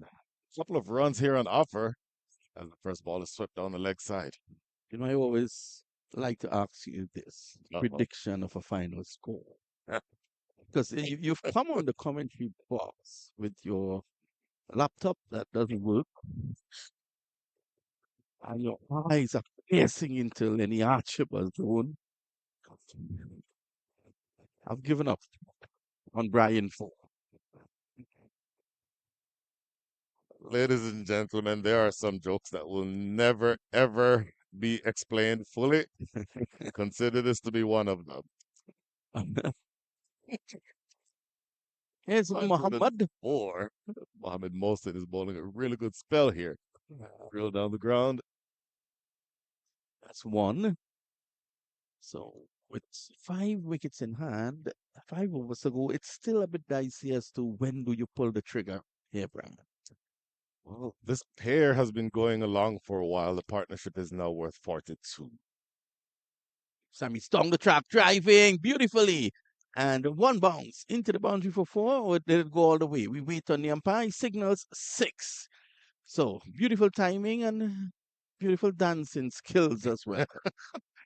Well, you asked the question, when might be the time to go? And this might be it. A lovely strike down the ground, just dancing just far enough to meet the ball right at the spot where it landed. That's Yep. the reason he skipped down the track. Straight as an arrow. Look at that.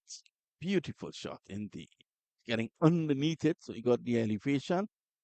That's 112 now.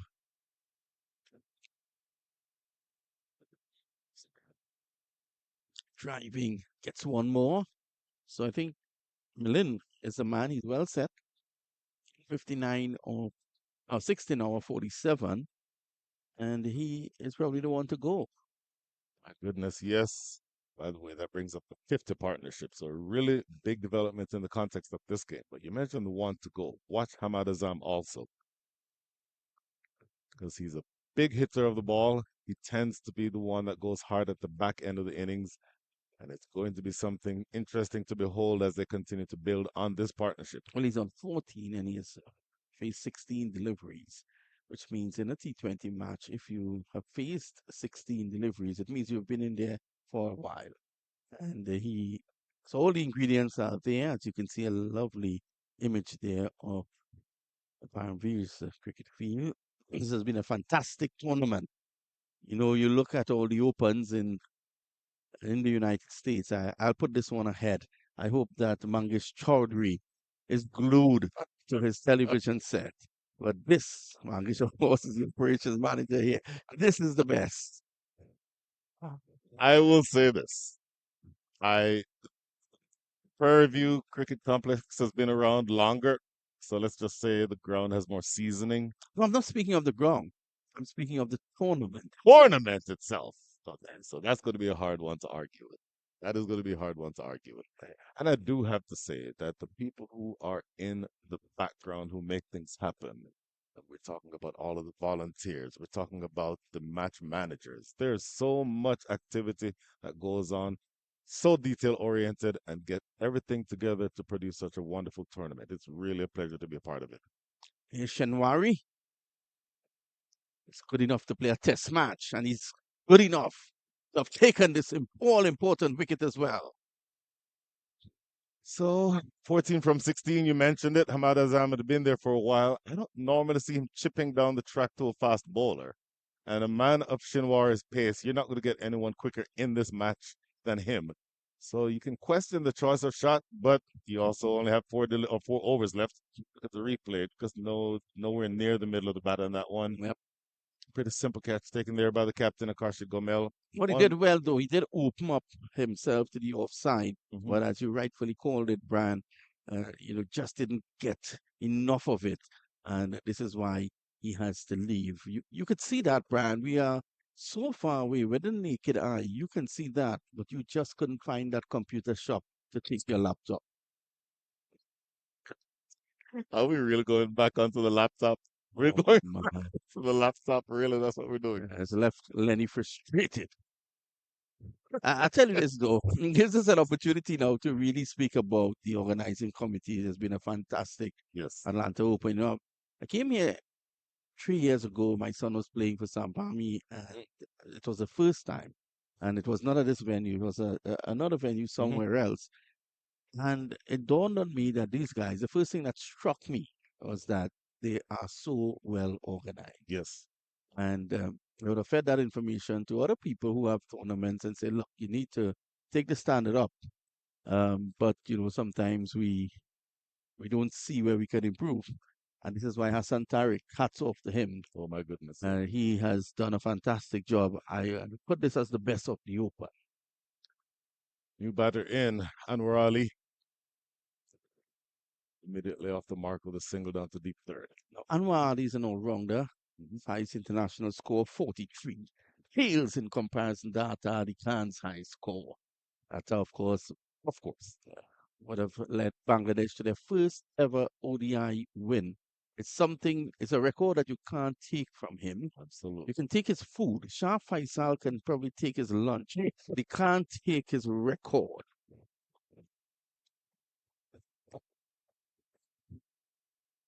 By the way, going back to the cricket on the field, Milind Kumar is playing a really important innings here. 60 from 47, and he's anchored things. They look to be in all kinds of trouble a couple of overs into this match. Speaking about anchoring, now he's in a funny situation because he's a set batsman. Yep. He triggered in the last over, struck a beautiful six down the ground, and now he has lost Khan at the other end. A new batsman is in, Anwar. We know Anwar can handle himself. Anwar can hit the ball. Tell me, what should be his thinking at this point in time? I would have Milind Kumar continue to play within himself. He doesn't need to go crazy. It's good. His solid game is good enough. I see the hitter of the two being Anwar Ali. Oh my goodness. So that's that ruins that theory. Delivery popped on him, though, to be honest. Yeah, It did yeah. pop on him. And Anwar Ali, after all his talk up, he has to leave. Look at this delivery. So, former Pakistani pacer gets another one, as that one popped on him. Just couldn't go through with the shot as he would have liked. And you can get a better view of it from here.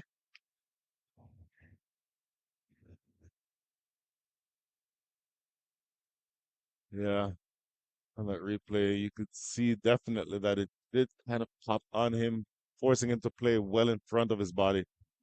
A pretty simple catch. Second catch in a row taken by the captain, Akashi Gomel. 116 for 7 all of a sudden now. And it puts Milan Kumar in a bit of a bind. Speaking about triggering and looking to push on now, it might just be a matter of trying to bat out 20 overs.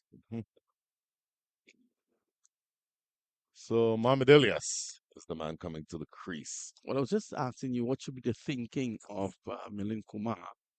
There comes Shah Faisal telling me his thinking is His lunch. food. Come on, Shahji. Fantastic guy, Shah. Has given us tremendous entertainment over the last week or so, hasn't he? Absolutely. Really good to be right here in his backyard. Yes. The energy has been great, and the food even better. Oh, yes. And it is catered to the likes and the preferences of every single one of us individually. So, more speaking to the organization and how detail oriented they are. Well, if you have a Santa in the background, Oh, my goodness. top draw. Of course, Ramsey, good old Babu. Mm. Good delivery. Pace on that one. He's bowling a good spell here. One ball remaining in his third over, 2 for 18. Economy rate relatively low, 6.4. You'll take that. Overall economy rate for the innings is 6.89, meaning the scoring rate for the Kingsmen. Savage there, you can see in your frame. He appreciates the effort.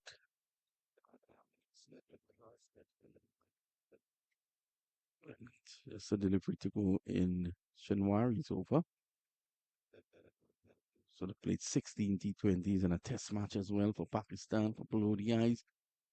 And speaking about T20 cricket, I think West Indies are chasing 172 against Sri Lanka. The last score I heard, after 8 overs, the West Indies were 100 without loss.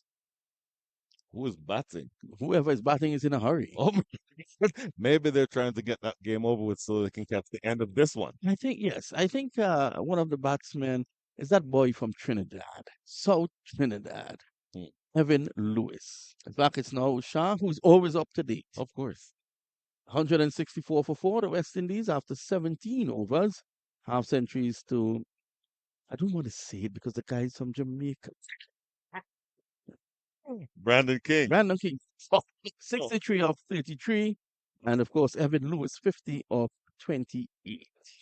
So the West Indies are poised to open their account with a victory. And that's Shah Faisal's second team, I tell you. Of course. Of course. First team not doing so well. That's a story. He prefers to That's not a story for another day. prefers to not mention that team. 160. You know, West Indians, though, seriously, they have a close connection with many, many countries. I remember Atari Khan telling me Gordon Greenwich was his coach at some point in time. Yep. Simon short. He's pulling and pulling well. And now that's 4. That should be 4. The fielder was in touch with the line. Wow. Well, I think it's going to go as a 2.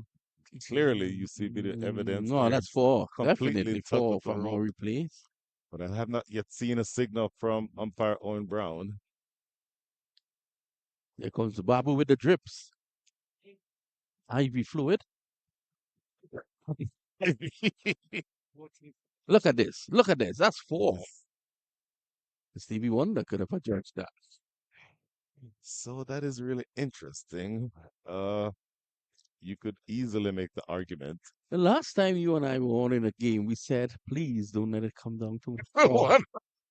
I don't remember that. I hope it doesn't happen again today. Oh my If goodness. it does, it'll be fantastic for the final. But then you go back to that controversial point. Oh. Well, the umpires have it rough, of course. Owen Brown is 100 yards away from where that play happened, so he would not have been able to see. Plus, the ground slopes downward as it gets toward the boundary, so he would not have had good video evidence of that. But, you know. Turtleback shape. You know a lot about turtles. They sing. Ooh, he struck. And it goes for 4. So it should be. Where did it hit? Did it hit his head? Well, he It would have been leg signals buys. runs. Signal run. So let's have a look. Jesse's rapid, I tell you. Ooh. That came off the face of the bat. He may consider himself lucky there. Mohamed Elias, that actually came off of the surface of the bat But while that he was had it up deliberate. like a periscope. That was not deliberate. That was a deliberate shot. If he meant that, he's the most brilliant cricketer who's ever walked the face of the earth. He's trying it again. Look at it. It's in here. You get only a single. As they say, it's all happening here. Oh my goodness. So it's interesting that you mentioned that because had that come off of his head, that would have been for leg by. Yes. So the word leg by can be sometimes a misnomer because Well, it comes off of anything not on the body or not on the bat or the glove. well, there's nothing like head buys. Head by. So, as I said before, that was, the guy has devised that shot. And there goes Lenny Archibald trying to describe to a former international player, Ali Atakan, how to play the shot. A man who makes Jeffrey Boycott looks like an attacking stroke player. Oh, There's that's the a lovely shot. One box. There's your answer to Milind Kumar's approach the rest of the Yes. way. Tell you what, he just uses the pace here from Jesse Singh, who's bowling very quickly this over, by the way. And look at him get inside the line and ramp that over his shoulder. We'll have a discussion about that. The USA teammates, of course. Milind, 68. Wow. Yeah. Good stuff. This is absolutely good stuff. Have you ever seen it? Look at that. Whoa, that's beautiful. So just effortless. And he plays that shot very well. You saw the match earlier in this week that went Look to at the it Super again. Over. Those guys are showing off on you there, Brian. Well, I'd never tried that. Well, I should say, I would have never tried that shot. My cricket gear is gathering dust in the garage. It's been there for a few years now. Mm. Wow. This There's is Jesse. So some runs coming in this over. He should look to change up his pace a bit. Short, he's back, he's pulling. Should be only a single, and it is. wow. That is the end of over number 18. 129 for 7 is your score. It was quickly onto that, as you can see there. A lovely shot. Production team has done a fantastic job, if I dare say so myself. Giving you an array of shots. Look at shots there. The only man I know who has more shots than that is Lenny Archibald. And Lenny is missing all these jokes, by the way. I'm thinking. No, he's serious. Lenny's serious. He's serious. It's coming close to that time of the year where we get the 5-minute tutorial from Central Park. I look forward to it. I look at it every year, hoping and praying to see some aggressive shots. I think 3 years ago I did see a single. I've held on to that very dearly. Oh, Shanwari has been excellent in this game. 2 for 18 off 3. That's quick. You can see that one rushing on. It's a million there. And this is excellent running, putting the fielders under pressure. absolutely. So at this stage in the over or in the innings, rather, only 11 balls remaining. The fielders inside the circle are on the edge of the circle. You know, we speak about fast bowlers, and I know you're a bit of a coach as well, Brad. You can look at that clip of Shanwari running forward, and you can see from his run up to the crease, he's pushing forward. His momentum is going forward, and this is what you want to see. And this is why you mentioned today there's no one quicker on the field today. And look, he pumps his arms just like a sprinter. You'll see almost an exaggerated pump of the arms. That also helps to generate that momentum. Look at it, going There. forward now. Cracked away through the offside. The boundary rider comes in. 2 more. So this time it's 2 runs. You think 150, 155, and we can have an interesting final? Earlier, I had said exactly the number of 150 as a target score. Well, they're on course. They're certainly on course. Another 17 runs and you're there with 10 balls to go. There's a former West Indies all-rounder, Hamish Anthony, out of Antigua, head groundsman here now. Did you know that? I did not. Yeah, but you remember the name Hamish Certainly Anthony? remember the name. That's him. It has been Hamish all the time there. You didn't pay your respects. What happened to you, Brad? Bowling! That one rushed on quickly and it castles him. He has to go for 73 off of 54 deliveries. This guy has bowled very quickly today. The only thing quicker than that is Shah Faisal running to the lunch table. Look at this delivery. It bottom edge. The ball was actually wide of the stumps and he bottom edged it onto the leg stump. He'll be disappointed with that Milind Kumar, but take nothing away from him as you see that replay again from a different angle. Take nothing away from him. 73 from 55. Hit fours and the six. In the over, you would have seen he was rushing onto him. And Milind Kumar, of course, was looking to go back deep and deep, and he just looking for that extra split second to play the shot. But he was a bit too quick for him. He has been brilliant, hasn't he? Absolutely. So you saw him play that ramp shot a couple of times. You don't want to overdo the shot, but that type of delivery from Usman Shinwari would have been the perfect one if you had that shot in your repertoire to go back and try to ramp it. Yeah, use the pace. Yes. You don't want to second guess a man who just dragged his team out of a really difficult situation. Brilliant 73. Oh my Brilliant. goodness, yes. Absolutely brilliant. You'll take that every day and twice on a Sunday. Absolutely. And so now Ziaul Haq is the man who is at the crease. Himself a former Pakistani opening bowler. So former Pakistani opening bowler facing up to a former Pakistani opening bowler. Do you see a bouncer here? No, I don't think so. These guys are very good friends. I don't think so. You might see it. You wouldn't see anything gentle, I can tell you that. But No. Bumper, I'm not sure. Come on, they belong to the Fast Bowlers Club, do they? Listen, here's Shinwari. He tried the ramp shot. Well, he's thinking similar to you. Yes. That pace, the ramp shot will go away either for 4 or for 6. I need to get Lenny to teach him how to play that. Or how not to play it. How not to play it. Good idea, though, because Shinwari is bowling at tremendous pace. Third man is a bit wide. Fine leg is up in the circle, so it's not a bad option.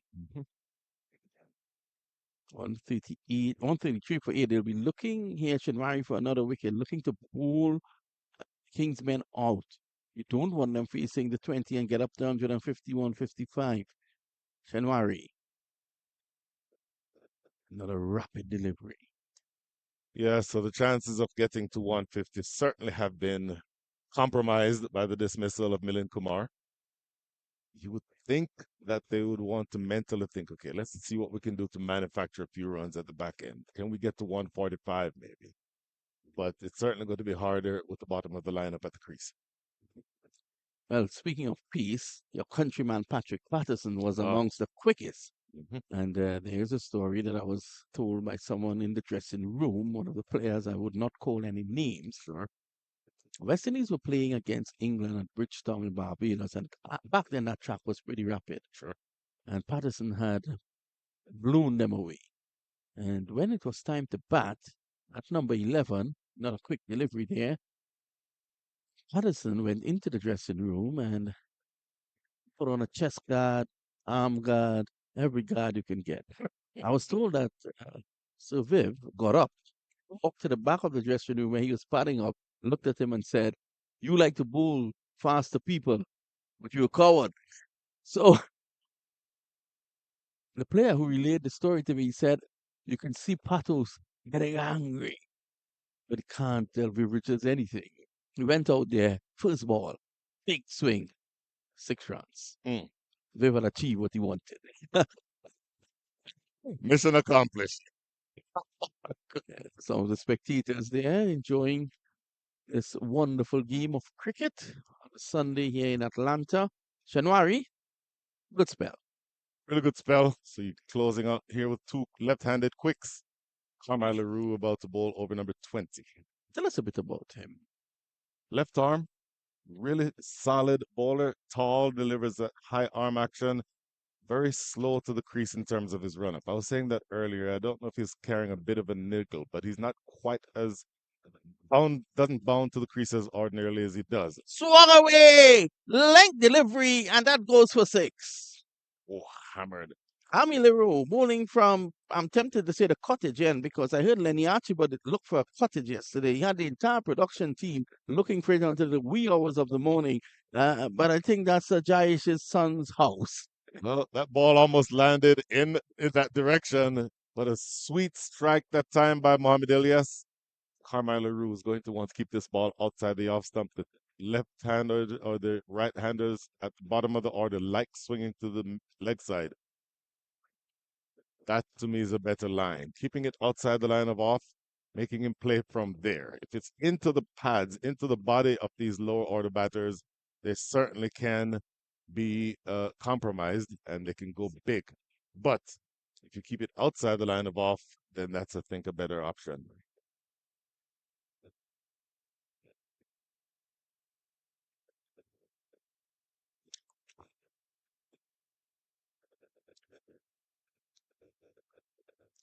High, far, and long. 6 more. That is such a big strike.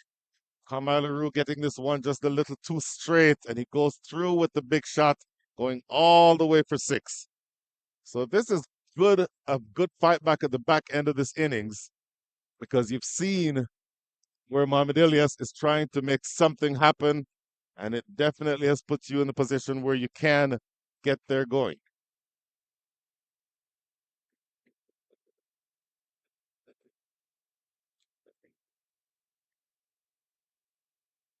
So joined here at the very end of the innings, the last 3 deliveries by Lenny Achaibar. Lenny, there's a lot going on, but you take these lusty blows at the back end of the innings. Couple of sixes off the bat of Mohamed Elias.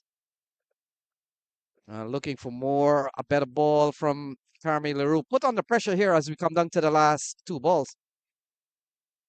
Really good fight back. You see that big 6 that goes down the ground. You absolutely will accept that.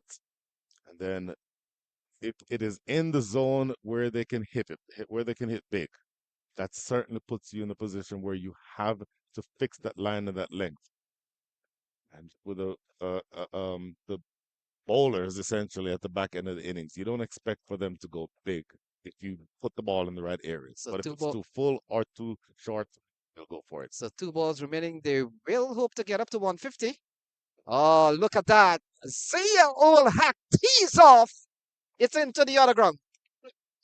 152. There's the 150 you were looking for. Valuable runs at the back end of this innings. Absolutely brilliant stuff. 19 from the over already with 1 ball to come.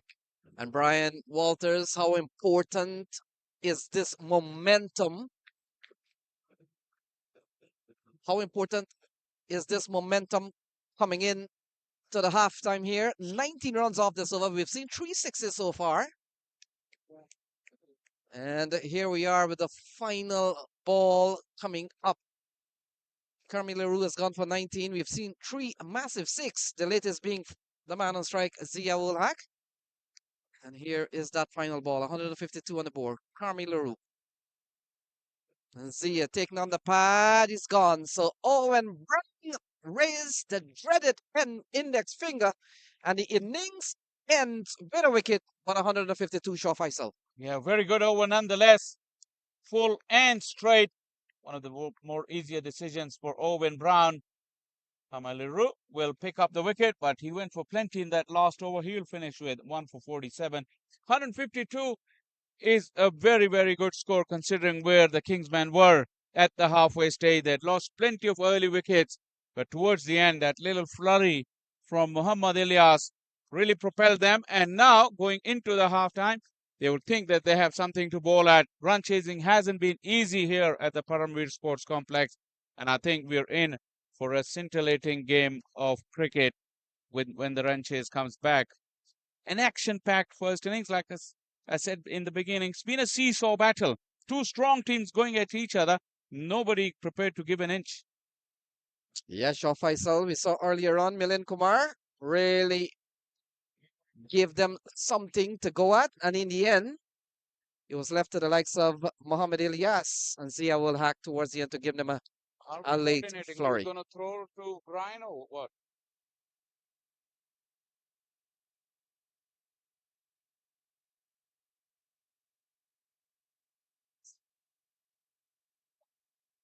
We'll You take don't go anywhere. There's plenty more entertainment coming to you. The halftime show for this grand finale will be on very shortly. Plenty of music, plenty of entertainment coming your way on this very broadcast. So stay tuned. And we'll be back with Brian Walters conducting the halftime show for this year's final of Atlanta Open T20 tournament.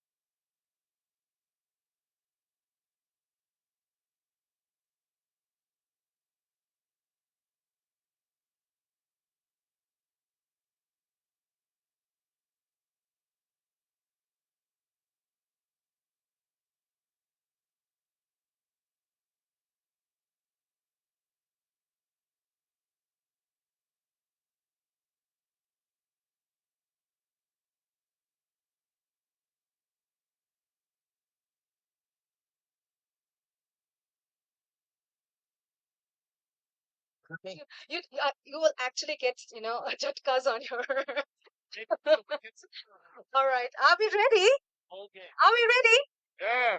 All right. Thank you so much, Hassanji, for bringing me here. I'm honored and privileged to be here. Thank you so much. My name is Abhinanda Sarkar, as you've heard. I'm a Bangali. I'm Bengal থেকে from Calcutta in India, and this is my 12th time in US.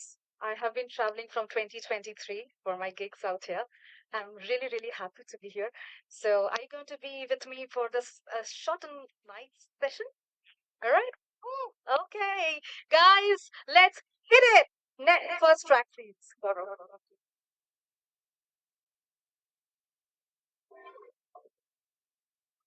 Talia ho jaye. Everyone put hands together. এরকম মনে হচ্ছে punishment হয়েছে। Come on, show. Come on, come on, push forward, everybody. Making the good.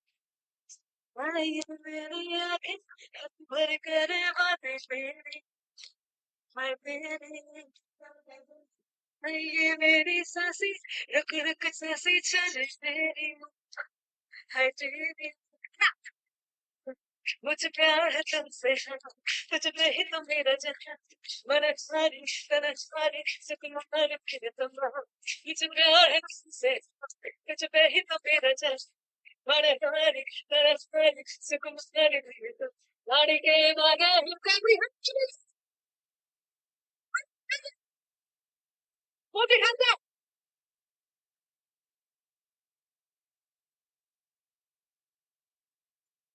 तालियां कितनी चाहिए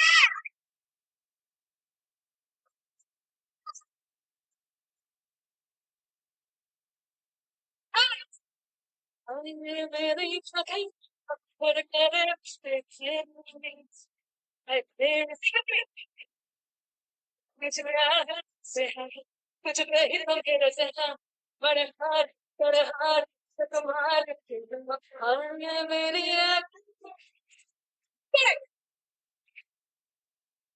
I think I want to sing like your hands together. Up in the air.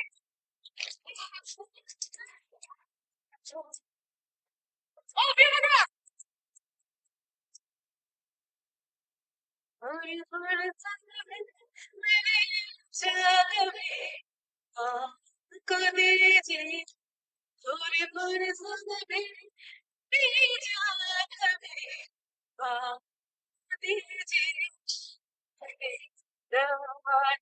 go.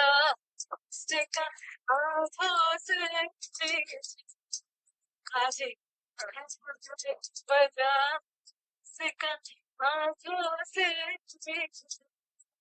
don't listen to me. Titania!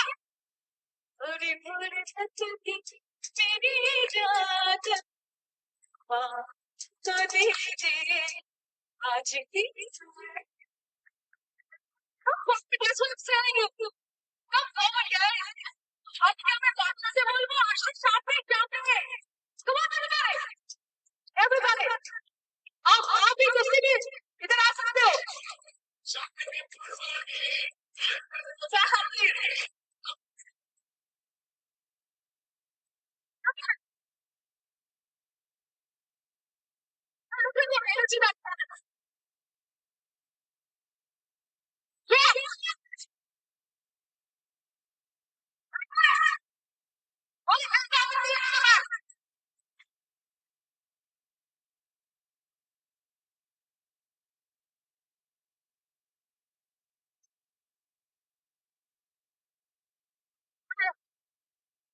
समझिए जरा आगे की नजाकत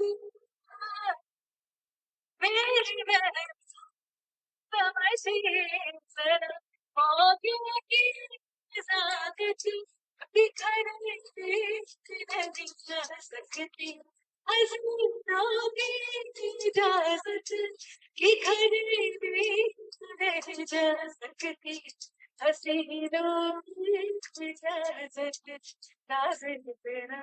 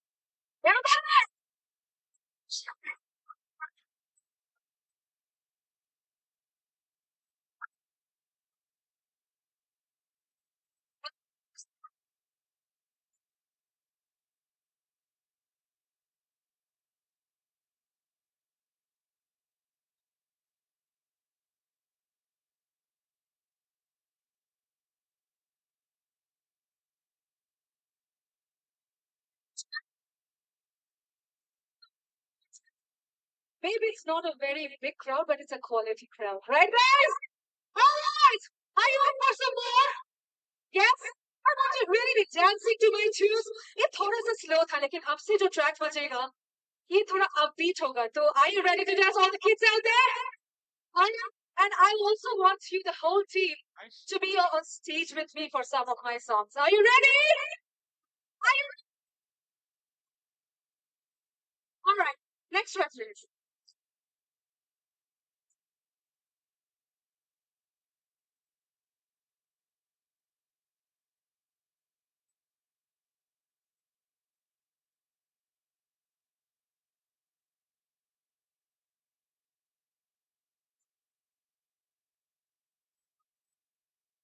It's gonna take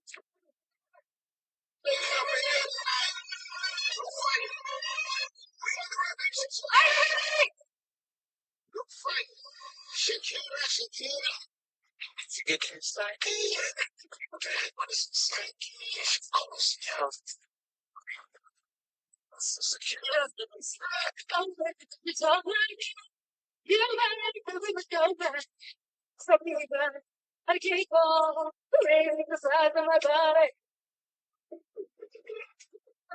I'm feeling that's potential thinking to connection. Everybody has! Put your hands on the door! Everybody! Drink that on your ass!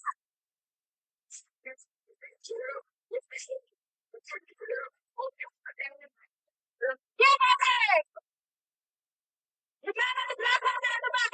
Ask for you!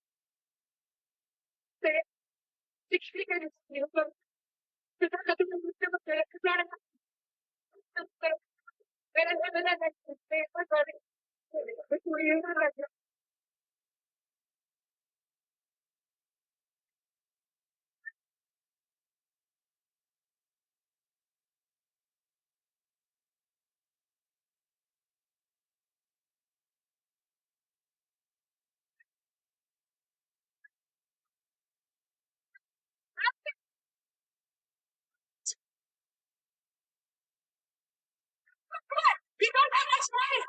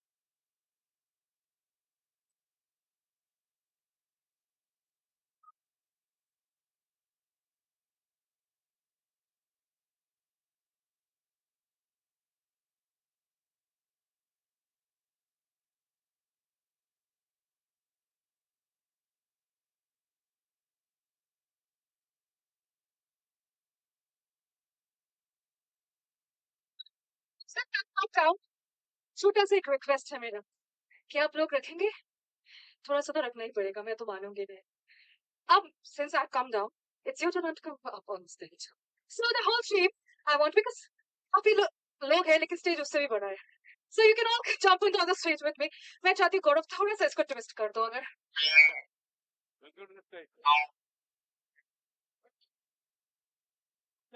come on onto the stage with me एक track तो बनता है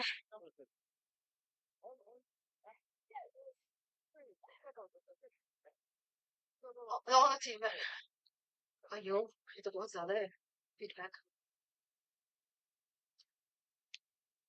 Yes, for the team's credit, we need you here. I think this is too much here. All right.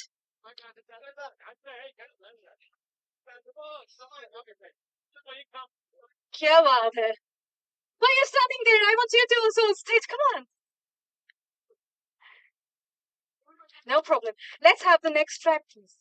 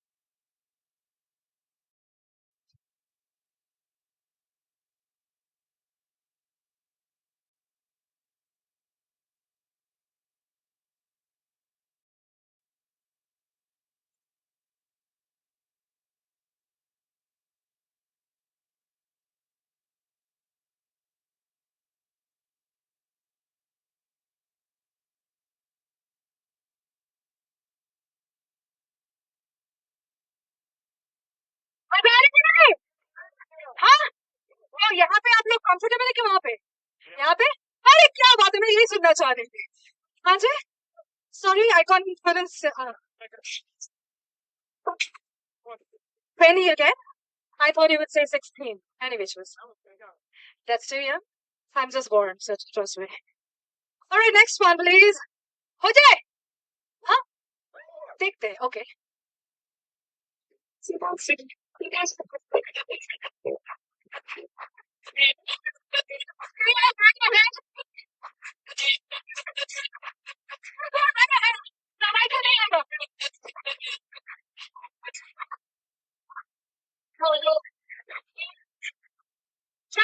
What's up?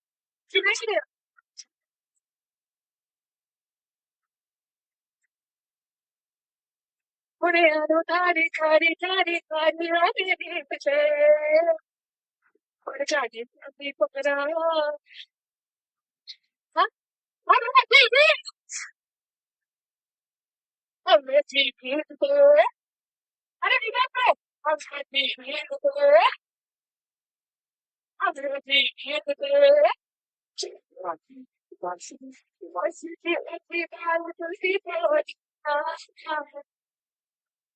Which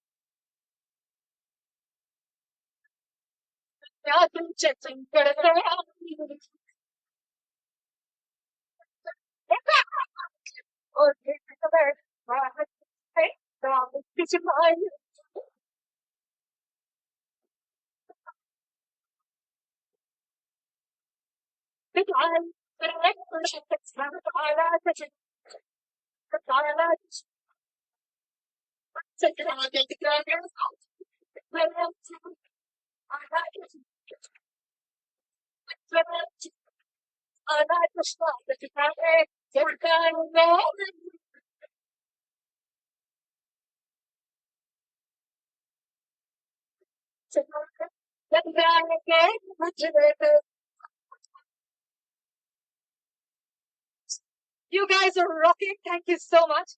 And whatever time I got, I hope you all have fun. Yes. Thank you, SSG, for calling me here. I look forward to come back again and rock you guys another time. Till then, this is Abhinanda Sarkar signing off today. And all the best for your tournament. All the best for all the nice gifts that you have. And thank you so much. I've been pushing off to India tonight, but still my heart lies here. Thank you so much. Thank you, thank you, thank you. God bless. Ladies and gentlemen, one more time, give a round of applause to that awesome performance. Thank you.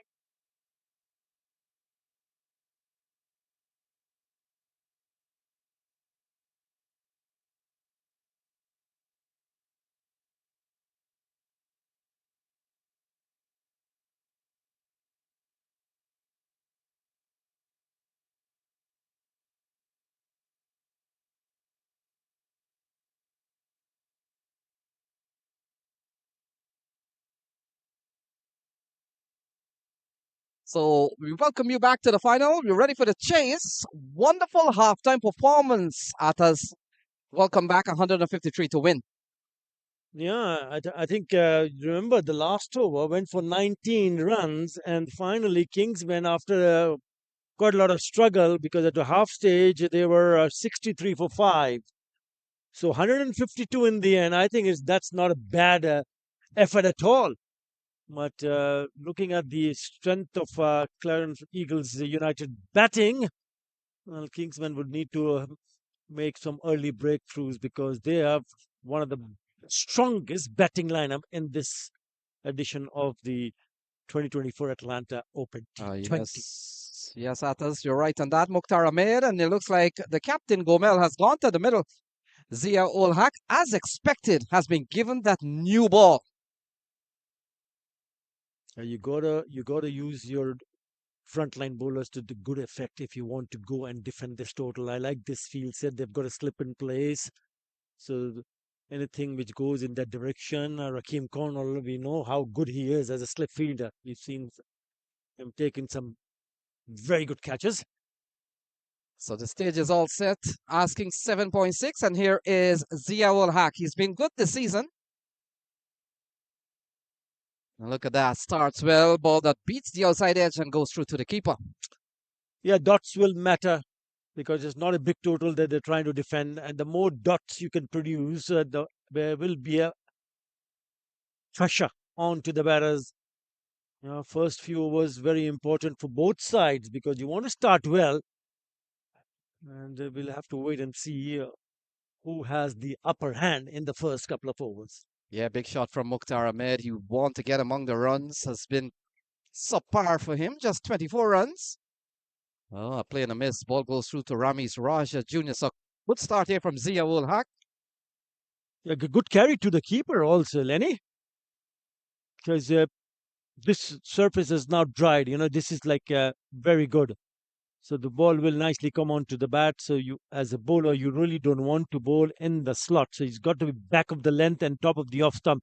And that's exactly what Ziaulak has done so far. Couple of deliveries, good deliveries to start the over. Yeah, he's bowled with a bit of good pace and off the record. We were talking about the speed of these bowlers in this series. Into the onside, and things are on the way here. Mukhtar Ahmed off the mark. I suspect that might be the one that is pace off the ball. Yeah, that will be also the key factor for especially the seamers. So first runs on the board, and Clarion Eagles United on their way for the chase. 152 needed from 117 balls, asking about 8 runs and over. We talked about Gomel 118 runs coming into the final. Mukhtar Ahmed has struggled during the course of this season, but his team is in the final. We've seen a couple of good balls here from Zia ul Haq. Cracked into the offside, and he is off and running, Gomel. And so both batters have is off the mark. It's 2 for no loss. Yeah, you can hear the sound of the ball on the bat. Really makes a really good sound. And that's the kind of sound that the batters will enjoy listening to because it's really nice. Straight away, one of the batters have asked to change his bat. Yes, Athas, you're making the point that the nice sound of the bat from here, but according to Mukhtar Ahmed, he's not pleased with Awilo. Yeah, the one that made the sound, a good sound of the bat was at the non-striker end because he's taken the single. Yes. Look at that, slower ball, more pitched up, and batters can get liberty to score big. Couple of runs off this over, but this has gone pretty well for Zia ul Haq. It's a tricky little total to chase. It's not a big total and it's not a small total. So you have to be a little bit careful and watchful initially. And then someone needs to play a similar kind of role what Milind Kumar did with the bat. 73 he made of 55, held the innings together. Yeah, pushed into the offside. Completes a very good over from Zia ul Haq. 1 gone is 2 for no loss.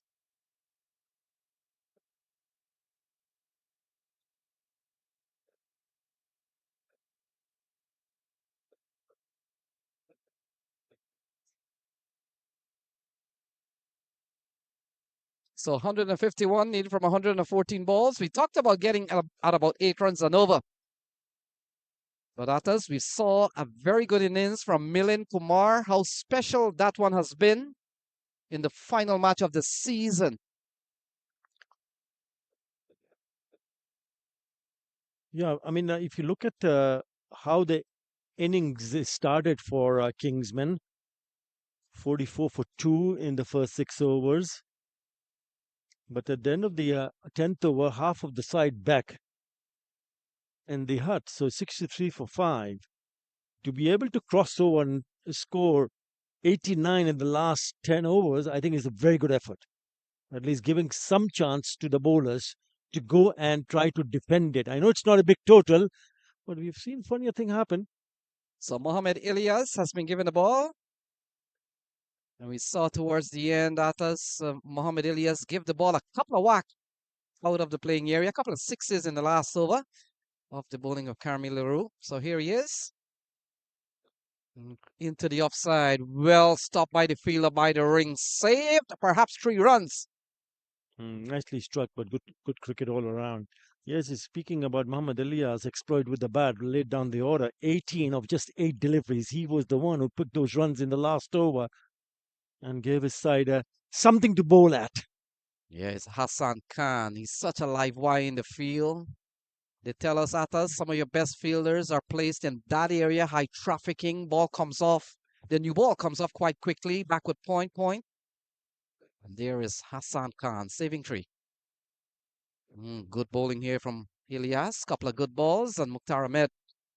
We talked about Mukhtar Ahmed, just 24 in the series so far. He will want to come big. How that plays on your confidence, Attar, when you come into these big games with just 24 runs in 3 or 4 matches? You know, if you're a good player, if you're a player who feels comfortable even though you've not scored runs, you have to rise to the occasion. This is the final, Lenny.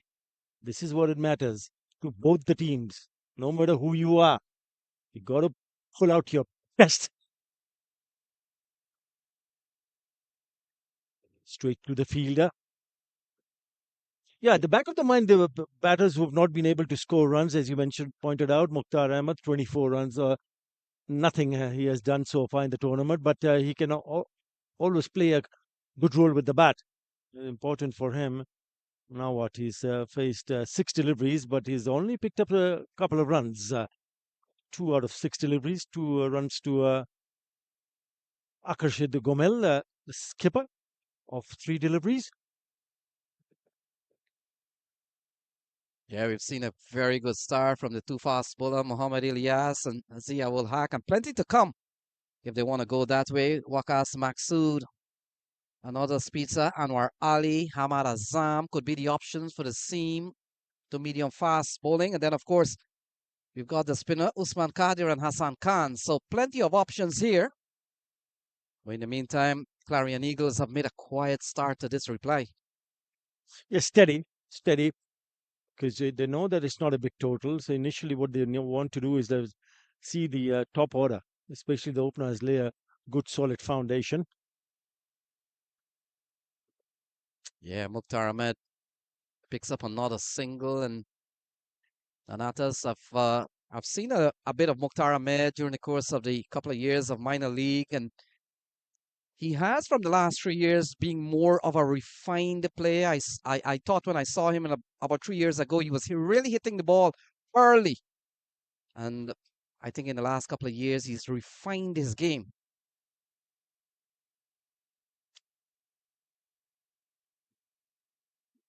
Well, he cannot afford to take too much time to get himself going. Oh, smacked into the offside, and that's the first boundary of the innings. And it's from Akash Gomel. Yeah, the skipper. Post one, square the wicket on the offside with Toffa, and it cracks it away just away from that outstretched left hand of that fielder at point. It was in the air. Well, what matters is gone through the gap and gone to the boundary. So after 2, Eagles 10 without loss.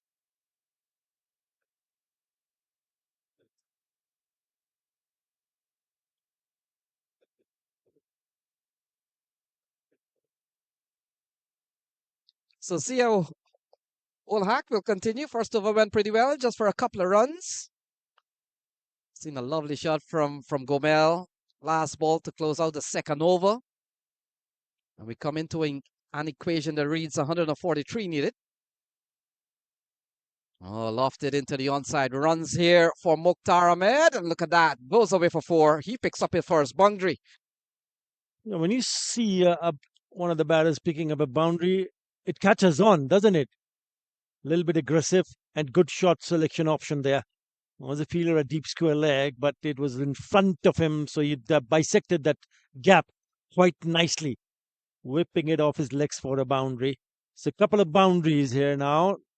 Last ball of the previous over, and now the first ball of this over. 8 in 2 deliveries. And we talked about ball into the offside, finds the gap, and it will run away towards the offside. And they'll come back for a couple of runs. Didn't have enough legs to cross the ropes, but another good looking shot from Mukhtar Ahmed. Yes, Yellow Hack here needs to be careful because you can't afford to give too much width on this kind of a surface. This is turning out to be a really good batting surface now. It's probably one of the reasons why the skipper from Clarion Eagles United, Akashit Gomel, who's in the middle, decided to bowl first. Turned out to be a good decision because the opposition only ran away with 153. Yeah, better ball here from Zia ul Haq. So first over went for just a couple of runs, and you get the feeling it's early stage yet. And we talked about it's not a frightening score by any means. 153 to win. Asking just about 8 runs and over at us in these days of T20 cricket. Doesn't frighten you at all? It doesn't. It doesn't frighten. Forget about me. It doesn't frighten anybody. maybe Brian Walters.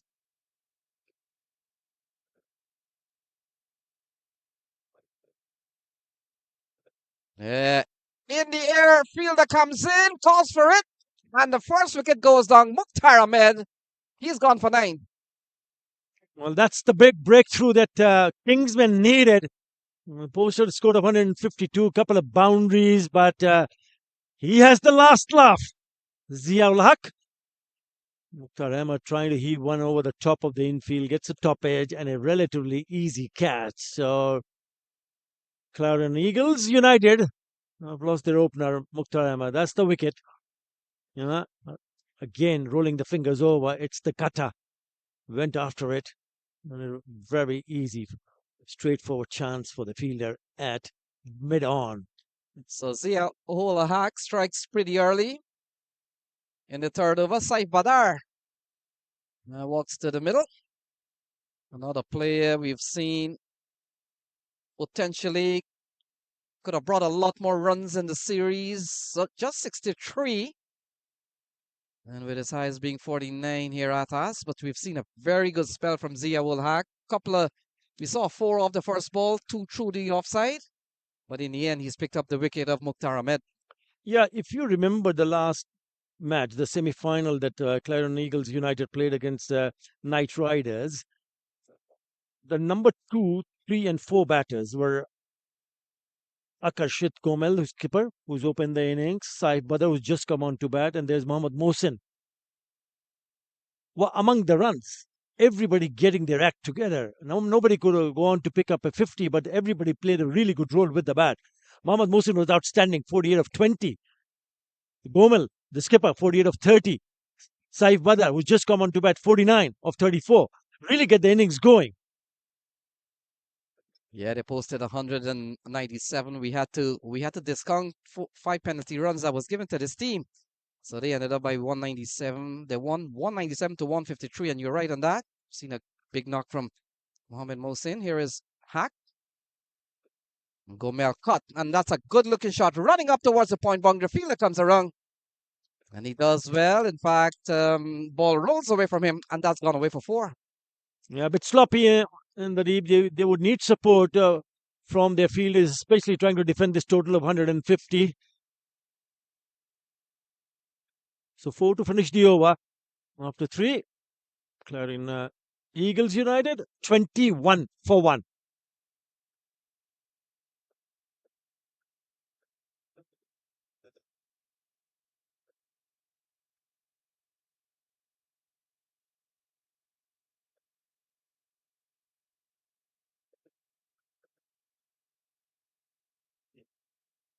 So Mohamed Ilyas will continue. 1 over for 8 so far, still 132 to win. Asking 7.7. They're going at about 7 and over. And things are pretty much balanced here at this stage of the game. 3 overs gone at us, 21 on the board. Yeah, it's the wickets that Kingsmen will need to look forward to, because if they don't pick up early wickets here, and they can walk away with this chase here, Eagles. Yeah, we've seen Saif Badar yesterday. Got going, but didn't last too long. He'll be hoping that he can really come up with a good knock. Important knock. He played a 49 of 34 with a single boundary and 4 sixes. So he is one of the batters who likes to play aggressively and likes to take on the bowlers, especially early on. Yeah, so many bowling options here available for Kingsmen, but for now, they've allowed Zia ul Haq and Mohammed Ilyas. Worked into the onside, running quickly. The throw comes in, not a good one. And that's another run here for the Clarion Eagles. Yeah, it's going to be important to see when Hamad Azam, the skipper of Kingsmen, bring on the spinner, because I still feel spinners can have a bigger say here. You know, there's Usman Qadir who's already picked up a hat trick. Hassan Khan, they have got option. We'll have to wait and see when we see spin. Yes, at us, 4 quality fast bowler in that lineup. Waqas Maksud still to come, Anwar Ali. And then, of course, the skipper Hamad Azam. Then you talked about Hassan Khan. He's been really good in this country. And Usman Qadir, who's been among the wicket, 22 for 1. Ilias has bowled a good over so far. We've only seen a single. The captain out in the middle. He's been in good form.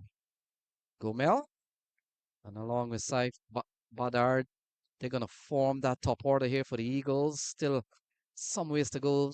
131 to win. Pretty accurate in terms of line and length, hardly giving anything away to the batters at the moment. So very good from Mohammad Ilyas. Now, if you don't pick up wickets, then you need to make sure that you dry up the runs. And he's exactly done that in this over. 4 deliveries for 2 runs. Excellent work from Mohammad Ilyas. Yeah, this has been another quality one. He's kept Gomel and Saif Badar pretty quiet for the time being. Oh, look at that. Not too long. Up and over the offside. And a chase here from Milind Kumar. He can give it up. That's gone for 4. That's a good shot. It's a good shot from the skipper, knowing that he was struggling to rotate strike, but this was maybe slightly over pitched. And his eyes lit up and straight away over the top of that infield. Good shot. Good calculated risk taken, and it pays dividend. Yeah, we saw Gomel also in the last final at us. Would have played for that Raiders Unlimited team, so he's appearing in his successive final in a couple of years. In this one, he's trying to go through the onside, and good comeback delivery here from Mohammed Ilyas. It comes to an end. 4 gone. It's 26 for 1.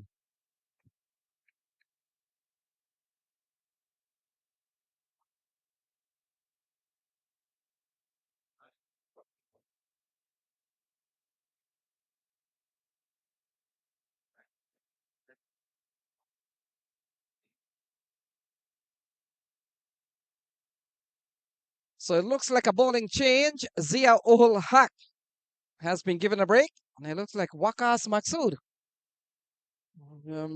In fact, Anwar Ali Khan, he comes into the attack. And we talked about Atas. We talked about the strong bowling depth of these medium fast bowler. And so here comes Anwar Ali. Now, they rely a lot more on seam, and you've already mentioned they've got some quality seam attacks. They're unreal in the attack. Yeah, ball flicked away. That's a lovely shot from Saif Badar. Picks up a single to start the 5th. They're going at 6.4. They need to go at 7.9. And they need 126 to become crowned champions in 2024 at this prestigious Atlanta Open in Rydell, Georgia. Yeah, as long as they have wickets in hand, I don't think so there'll be any trouble. The trouble starts when they start to lose wickets. And that's exactly what Anwar Ali will be hoping Just got into the attack. Well, trying to go big, straight down the ground, chase here for the fielder. He does well. The fielding has really been good in this tournament at us from all the teams we've seen. Yeah, they've been pretty sharp. Pretty sharp. We've seen some very good catches. The chase down the ground in the deep has been excellent. Some lovely throw from the deep. Yeah, pretty impressive. And in T20 cricket or limited overs cricket, how important is the value of top fielding performance, top not fielding side? It can make a huge difference, I can tell you that, if they can get it right. Yeah, sometimes how many times haven't we seen when top-notch fielding has backed up some average bowling attack from time to time? And it's always been about a team sport. And if there's any areas in which there have been so much improvement in the shorter version of the game, it has to be fielding. It can make a huge difference, Lenny. A great run out, a great stumping, great piece of fielding, a really good catch can change the game on its head. Oh, lofted it over the infield, and that has gone away one bouncer for. Lovely shot from Gomel. Yes, skipper just picking up the length very quickly. Yeah, as a batter, you want to be aggressive, but you want to also have a bit of a balance in terms of being aggressive and being caution. You've got to mix caution with aggression, and that is a really good way of doing that. Couple of deliveries that was defended, and then it was the length which was picked up nicely. Again, really good wrist work. This one down the ground. Lovely shot from the skipper. He gets going. 20 of 12 now. Yeah, he struck 4 fours already. 7 off this over. Look at that, into the offside. Fielder does well. That's brilliant fielding.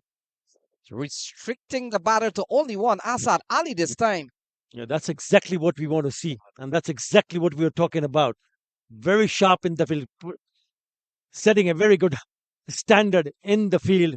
Oh, it looked like it was going for a boundary, but what a lovely piece of timing in terms of that dive to his right. Asad Ali, just a single. It just uplifts the morale of the team.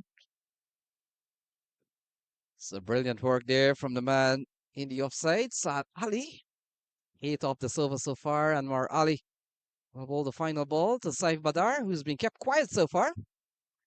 And look at that, driven into the onside. That will complete 5, so 5 gone. It's 34 for 1.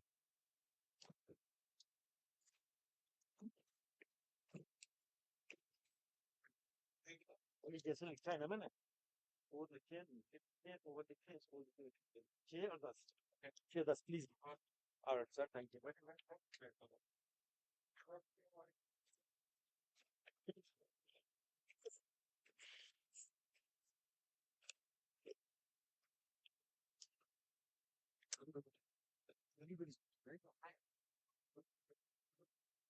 34 for 1 after 5. Circumspect start. But just the loss of 1 wicket. Khurshid Gomel has been very good once again. He's been a very consistent batter for the Eagles throughout the tournament. Saif Badar, fresh from a very bright 49 yesterday. They have their sights on that big winning prize. 100k is the total prize for the winners of the championship, and Waqas Maqsood will also be eyeing that prize for his team. Settling in alongside me is Brian Walters. There's a big shout. The big shout. There was a cutter. Waqas Maqsood absolutely pleading. He cannot believe it. We are a little bit far away, but I didn't see anything that resembled an edge there, and obviously hard to tell, but there looked to be a pretty big gap between bat and ball. Now, it was very well bowled. It was a cutter, as you mentioned.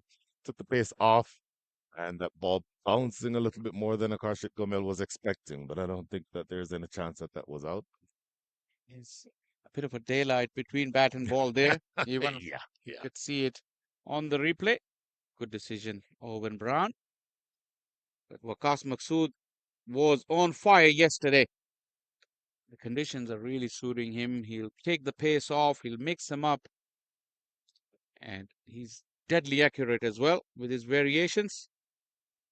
This is a good contest. It's really getting into a very tough contest. Clearly see that on the replay. Gomel calls nice and early. Very good bounce there. Saf Badr was really scrambling. Have to see that side on replay to see how close Saf Badr was. Really aided by that good bounce, the fielder. Yeah, we're a little far away, but again, and we're relatively straight, but I think he makes that easily. But what it does do is tell you that the players in the field, the Kingsmen, are throwing themselves around.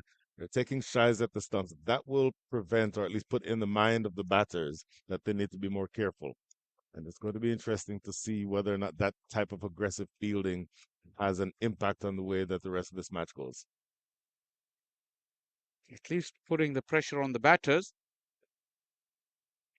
Just a while ago, Lenny was talking to Athar about the standard of the fielding. You have to give a big credit to the outfields as well, because these are the kind of outfields that player would really feel comfortable diving around on. Nicely weighted on it, Saf Badr. Just a single, but he was ready for that slower one from Waqas Maqsood. These two don't need to do anything risky. 87 balls remaining, 117 runs needed. So they're needing to score at the rate of 8 and over. 8 and over with wickets in hand is more than doable. Now, there is the pressure of the finals, and that $100,000 will be on their minds.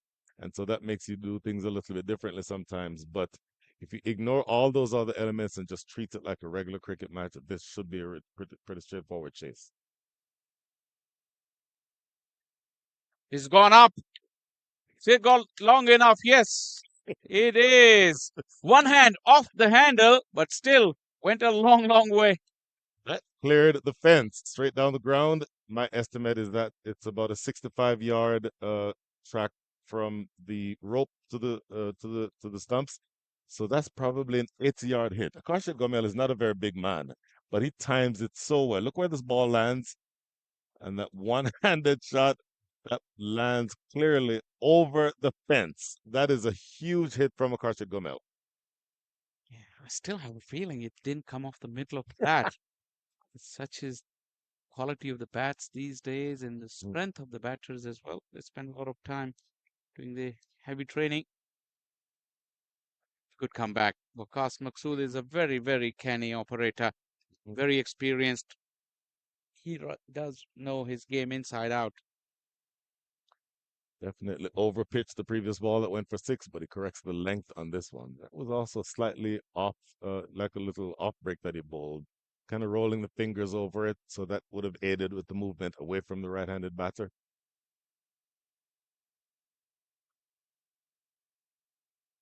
The problem that bowlers like Waqas Maqsood can have is that they don't want to get too predictable. Oh, that kept low inside edge. That could easily have gone on to the stumps. Very, very lucky, Akarshit Gomel. Oh, fortunate instance there. 9 runs coming from the over, though. So good start.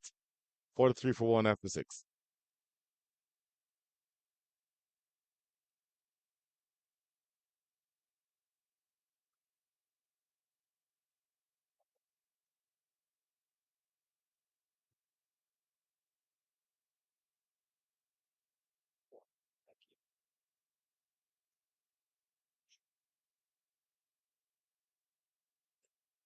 So that man on the screen, Raheem Cornwall, you talked about him a lot earlier as a batter, but remember that he's a tremendous off spinner. We are reminded of that by the great Keshav Bahadur Singh. Yeah, that's the side of Raheem Cornwall that we haven't seen in this tournament. He's just Yes. batted and chilled out as an impact sub. But today, when they were in a team huddle, I was just right around there and he was called into action because they feel the need that spin can be crucial here. So they've drafted him in and we might see him with the ball just a little bit later. This is Hassan Khan now into the action. Importantly, I think they're saving him for when Mohamed Mohsin comes to bat.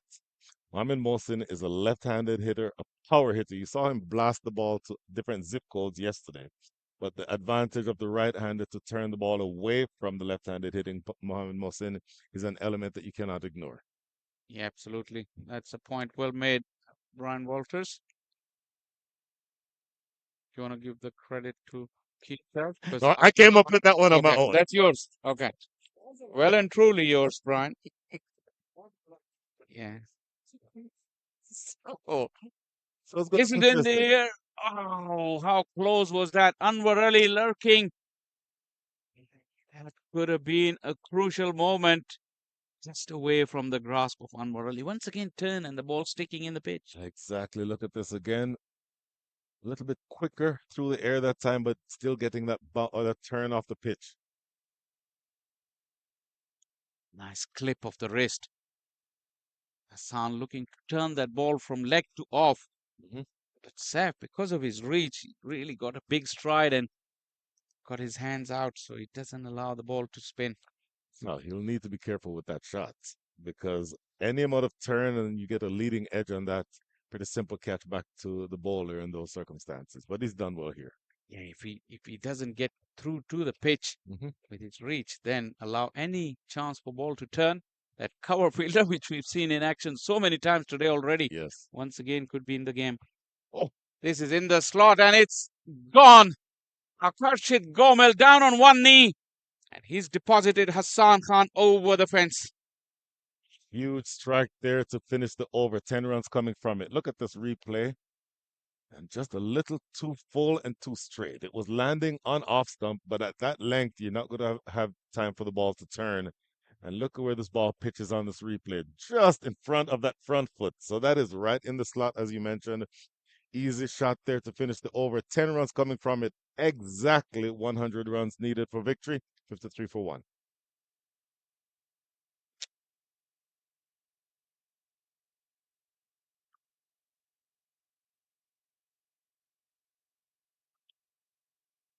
Bowling options are plenty for Kingsmen. And one of their more wicket-taking option, that is Usman Kader. He's been thrown the ball. He was in sensational form yesterday. At times he can be erratic, but he's got all the tricks. I'm just seeing his warm-up. He bowls the googly, the flipper, the leg break. Actually working on a different type of googly as well. Full of tricks. So, for those who do not know, first of all, his father, the late great Abdul Qadir, tell us a little bit, and you're from Pakistan, and this is played down the ground. It should just be a single. You're from Pakistan, and you're very well aware of the family and how what they did in terms of action or accomplishments on the field. Talk about the transfer of skills from father to son. Abdul Qadir was a great bowler. Probably can credit him with the revival of leg spin bowling at the international level. Mhm. Because at the time when he came into the fore, that art was almost dying. Mhm. Skipper Imran Khan, he gave him his opportunity and then trusted him.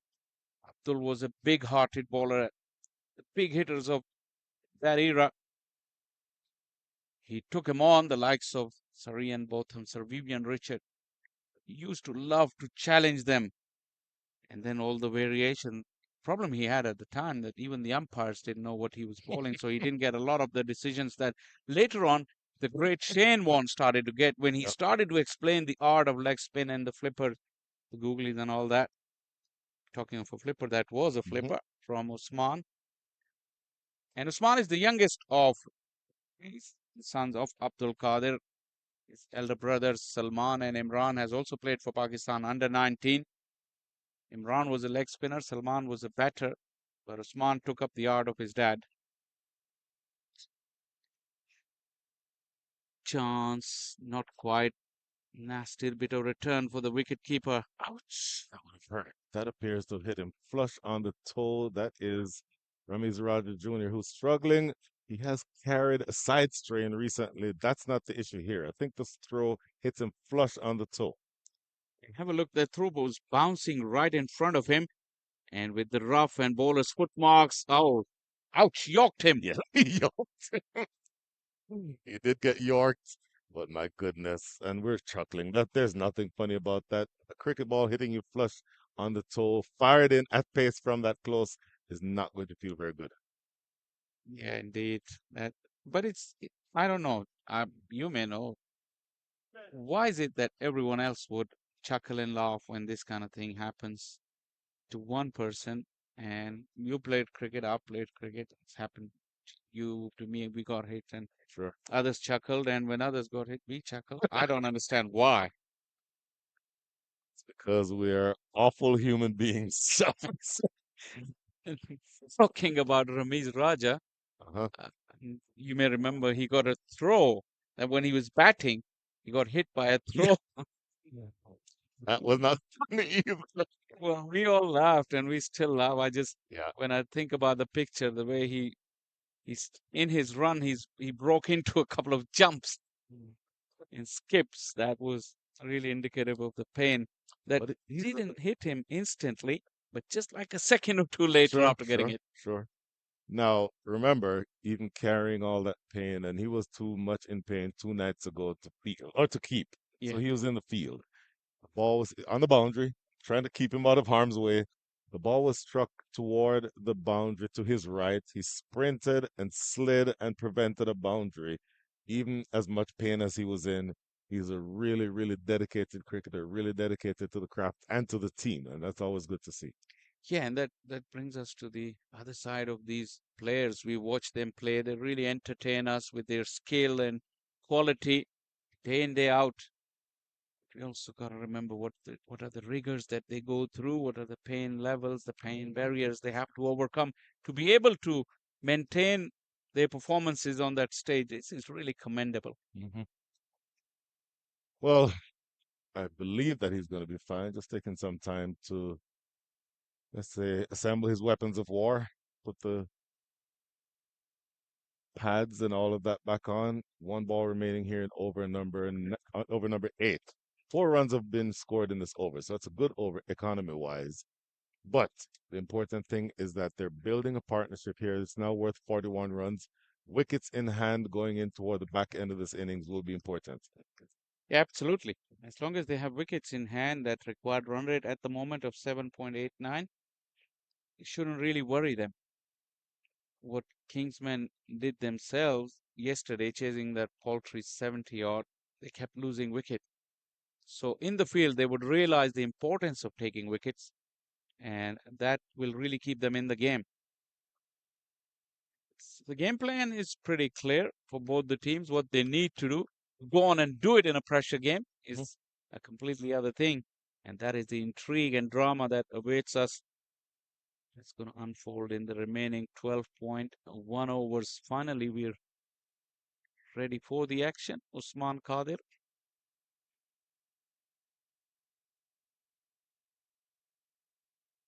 Sapadar will look to go for the second, but Usman is pretty quick.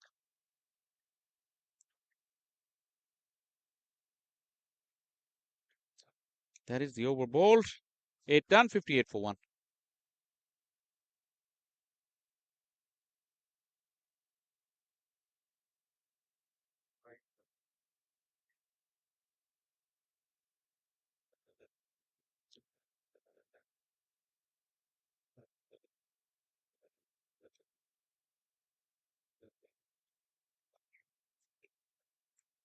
You can leave the 2 overs if you want. So shot Faisal, 58 for 1. Hassan Khan, the man with the ball in hand. Look at Rakeem Cornwall's fielding position. He's about 25 yards away from the bat at a very short mid-off. That ball leading. Remember the ball that was turning earlier? And that one turned also. But remember the ball that turned earlier when you reached forward and played that shot? And we said that's a good way to get the leading edge. You yourself said leading edge to cover. That's exactly why they just put Raheem Cornwall in that spot. Yeah, he's in the game big time. Now, this is going to be too short to threaten that type of dismissal. They'll come back for the second run here. Good strong throw from Saad Ali, but they'll get the second without much fuss. So very much a mental game. The intricacies of what goes on apart from what you're looking at, can be very, very entertaining sometimes. Yeah, and you'd think that Hassan started his over by bowling way outside the off stump, looking to get Saif Badr across before pushing that straighter one. He did. That was the one. You are a magician, sir. I doff my cap in your general direction. So 4 balls remaining here in over number 9. This is going to be interesting. Cat and mouse game, if you will. Cut away fiercely. That should get to the boundary for 4. Well, and maybe just a little too wide and too short here from Hassan Khan. Yeah, the length was the problem, although it was fired in, but was picked up really nicely by Saif Badr. Good use of the crease, playing it late. And the placement was superb. Well, look how deep he went into his crease to execute that stroke. Just a little shimmy back. Mm-hmm. So played into the offside now. So, speaking of Raheem Cornwall, who obviously is a very big guy, you would think that somebody that size wouldn't be very nimble, but he is excellent in the slips. Has taken several catches at slip and close to the wicket for the West Indies over the years. This is played straight down the ground. There should just be one. I'll tell you, this is a really good start here for the partnership that is now up to 49. End of over number 9, the score is 65 for 1.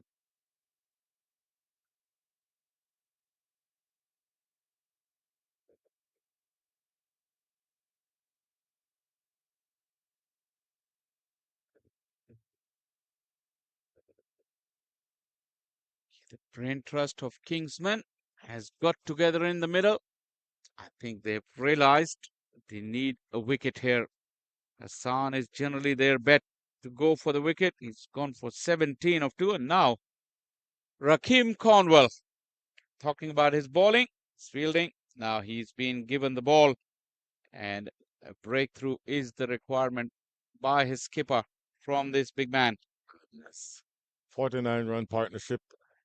Again, I think the main reason that you can use him is against the lefty, but this partnership has gone on so deep into the innings that you can't afford to just keep him back without using him. So they're using Raheem Cornwall here. If I know Saf Badar well, and I think I do, he'll be looking to hit big. Ooh, wrapped on the pad. Owen Brown thinking about it, and the finger goes up. Oh my goodness. Saf Badar is not happy, but that is not part of the equation. Wicket broken or partnership broken. Oh, yes, he's done the job. The first time of asking, very full, very straight. You could see hint of leg stump, not quite hint, but the whole of leg stump. And Saif Badr, it's only himself to blame for.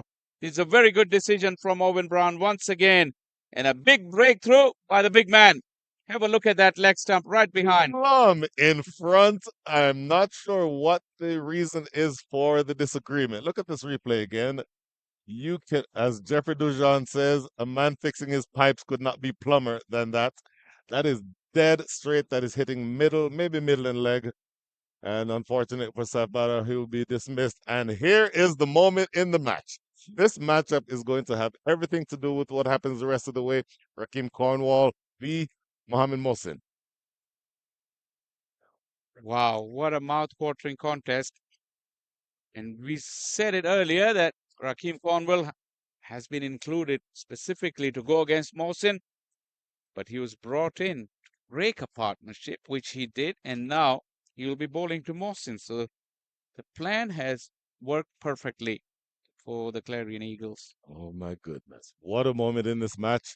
There's a long on, there's a deep mid wicket, there's a square leg, and you're expecting for Mohsin to hit in that direction, going around the wicket, looking to drift it in and then have it turn away would be the idea. It's played into the offside. Kind of an athletic dive there. Maybe 10 out of 10 on the dive for Hassan Khan. And he got a hand on it to create that confusion. Mhm. Yeah, Mohsin is in line to be the most valuable player of this tournament. Contributions with bat and ball. And his performance today in this final will be crucial. Punch down the ground. Should just be a single here. I believe that Karshit Gomel will continue or will prefer the bowling of Cornwall to the bowling of Hassan Khan.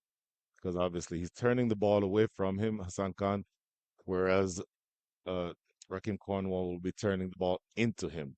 And it's going to be an interesting dynamic to see what happens the rest of the way here, because that is going to be something that you have to watch for. Next delivery, reverse sweep over the top of the field, Hassan Khan, we just mentioned, coming right toward us here for 4. Well, well, well, such is the confidence of the man, Mohammad Mohsin. The game is really hanging in the balance.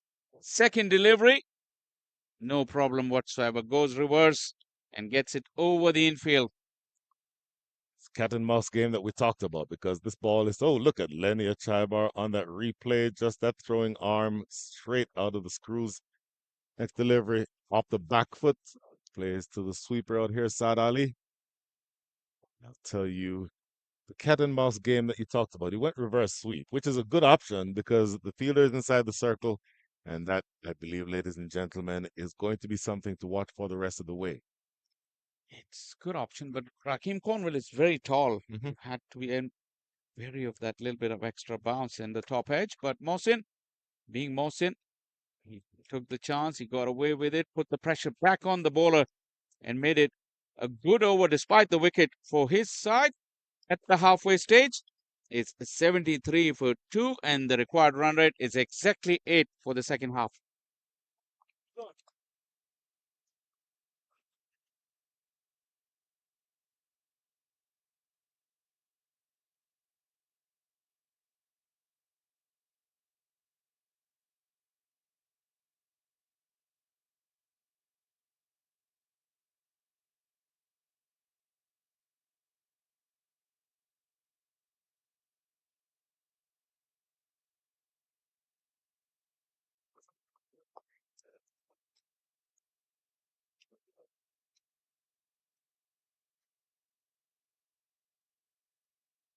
'73 for 2 after 10, Clarion Eagles, requiring 80 more runs.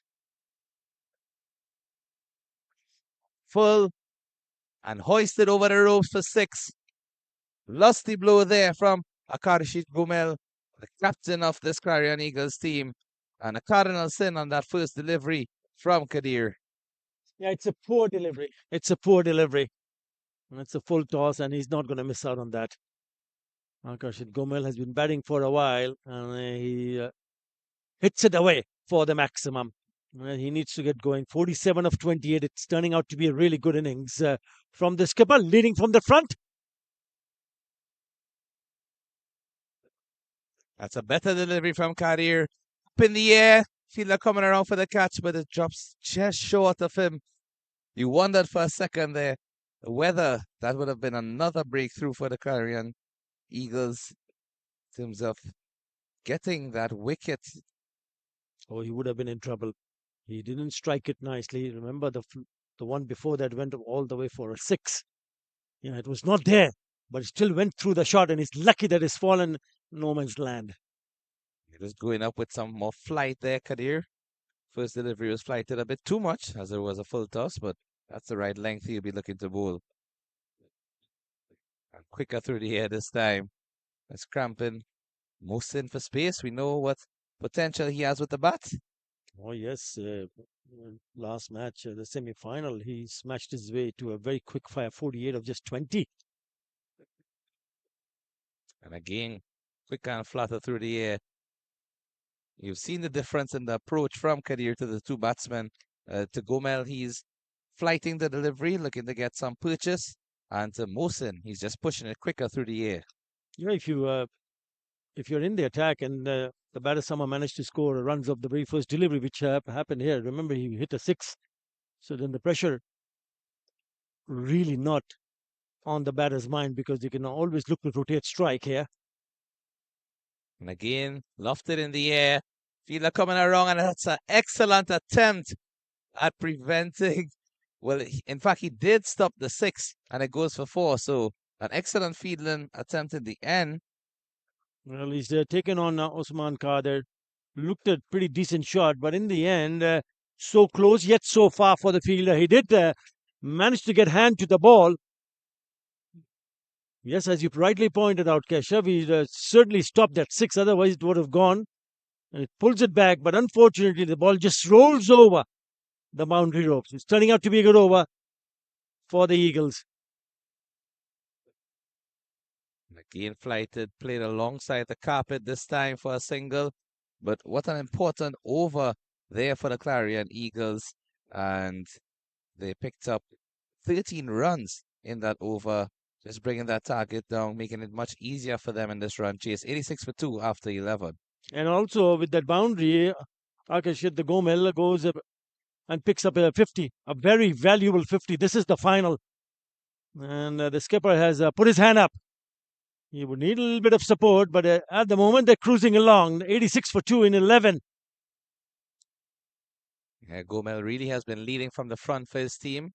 I recall in the third match that they played right before the playoff stage, there was a situation in which the Clarion Eagles, they had a early onslaught of wickets and Gomel just took his time, got into form, and you can see what it's doing for him later on. And Cornwall again, look at the amount of turn on offer there from the right hand off spinner. Started on or wrong off stump and ended up going close to that leg stump. It's tickled down for a couple of runs. The big man, Raheem Cornwall, will need to adjust his line and lengths. I don't mind the length on that occasion, but the line was down the leg side. Yes, there was turns. It turned quite sharply. So maybe an idea to bowl a little bit wide outside the off stump. And just so right on cue. I think he's listening to you. Probably has one of those AirPods in. Cornwall, all the way from Antigua. Rakatak, as they call him affectionately in the Caribbean. And again, just starting that line too straight, and the amount of turn carries it past the leg side for a wide. Yeah, just keep an eye on the required run rate. It's just above 7. So you really can't afford to bowl extra deliveries. He's done that twice in this over. And that's much better from him. Starting it wider outside of the off stump, so any turn on offer would be safely within the stumps. And at this point, you would think, based on the Clarion Eagles just needing 62 more runs, they just have to go along in the same manner. No real need for any unnecessary risks or to take any, chances in terms of their stroke play. Yeah, don't really want to take any chances because this partnership now, what, 25 of 12. And if this continues with that another singles, another run added to the partnership, 27 now. So as long as they keep going the way they have gone, because if you bat for a longer period of time, you'll get opportunities. The partnership is 26, not 27. So correction here, because there will be an opportunity. There will be a poor delivery, which you'll be expected to put it away. That's a better delivery from Cornwall. Not giving Gomel any room on that occasion. So he's done well in this over, Cornwall, apart from the wides. Flatter and just played alongside the ground for a single. So the positive aspect of Cornwall's over is that he has not given any boundary scoring opportunities. The negative aspect is that he has allowed extras to be conceded, which has added to the runs for the Clarion Eagles.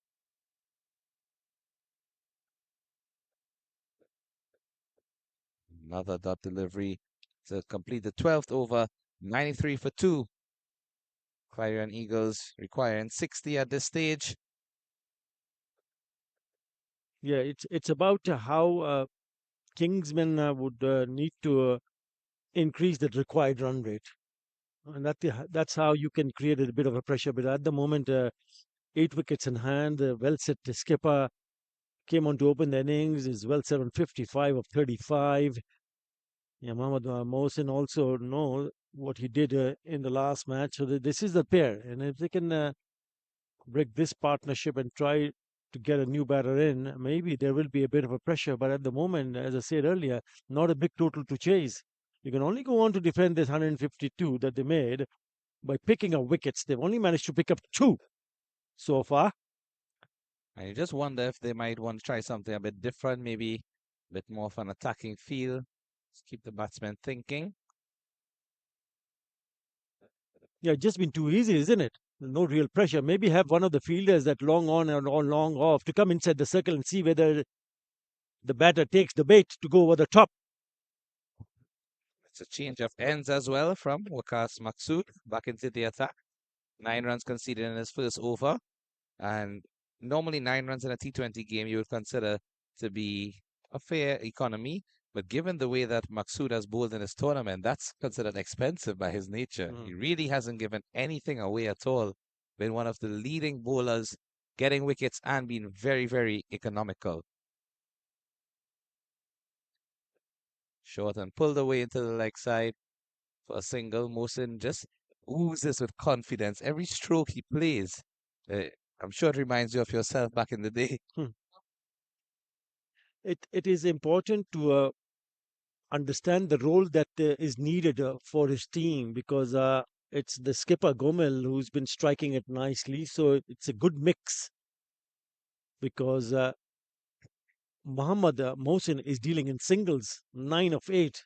So he hasn't played dot deliveries. He's managed to pick up runs on each and every delivery that he has faced. And flicked down the leg side, but there is protection at that deep backward square boundary. And rightfully, as you said, the maturity of Mohsin is definitely on display. All of his previous innings, he has been explosive from the start. His strike rate, in fact, is around that 260 mark. Previously, in the 3 innings that he played, he scored 250s, and the last innings he was not out on around 48. Just goes to show you his aggressive nature with the bat, but right now acknowledging that Gomel is in fact striking quicker than usual and he's just rotating the strike. Which is absolutely fine.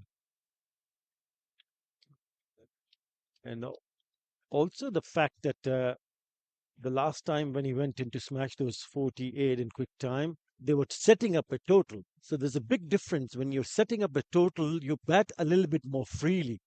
But when you're chasing a total, the mindset changes, because they knowing that, yes, I've gone in and played few deliveries, I need to carry on and cash in. So you're a little bit more circumspect, you're a little bit more watchful. So it can make a big difference while setting up a total and chasing one. And this one is flicked finer of that fielder at the square leg. Gets another boundary added to the team score and to his personal total. Akarishit Gomel, the captain, leading from the front, badly lined from Maksud. I think that first over just threw him off his line and leg. We really haven't seen anything of that sort from Maksud for the entirety of this tournament. And straying in this over on a couple occasions down the leg side. Just look at how quickly he rotated his body, and very risky as well with the shot. Excellent from Gomel. Yeah, that's what I mean. It releases the pressure because they're dealing in singles, and all of a sudden they find a boundary delivery and dealt with it nicely. 100 on the board, 101 for 2. Outside the off stump, hoisted all the way down to long off, and it goes just past the boundary rope. 6 runs again. Gomel is on fire here. Top shot to finish the over. It was in the slot, and he went after it. Lovely bit of batting. This is from skipper Akashit Gomez, and a big over comes to an end. Eagles 107 for 2 after 13. How many runs?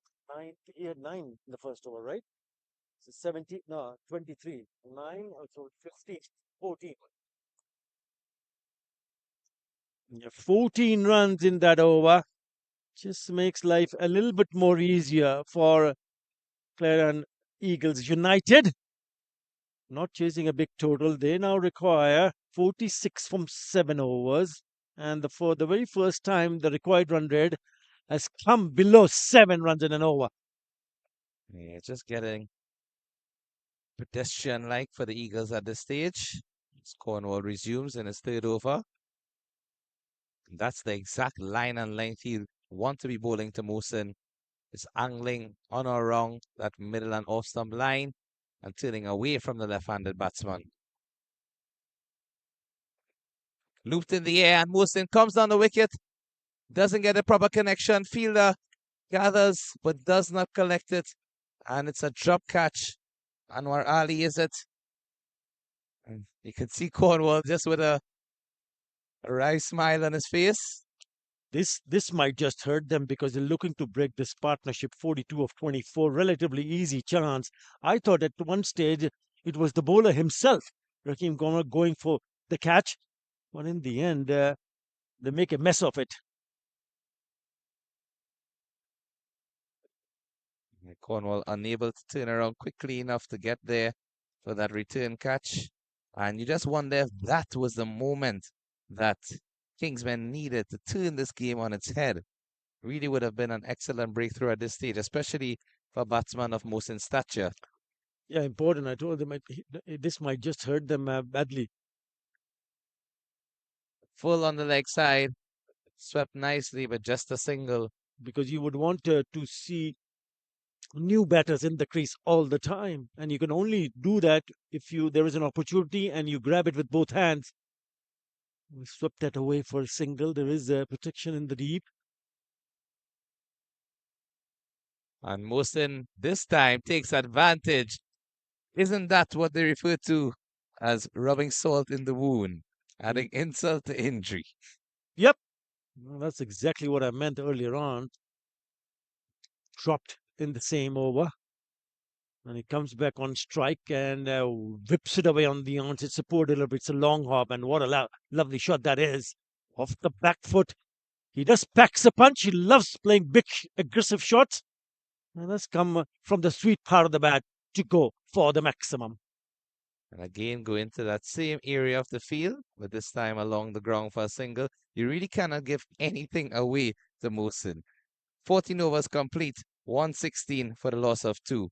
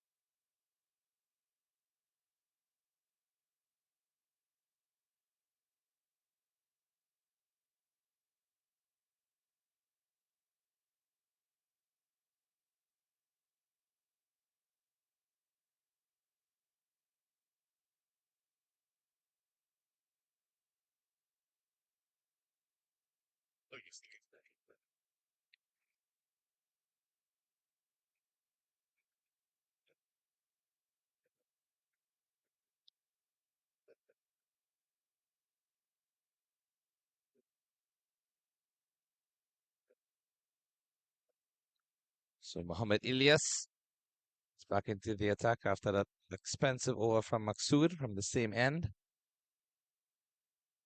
Starts off the furthest length delivery. Mohsin again just rotating the strike.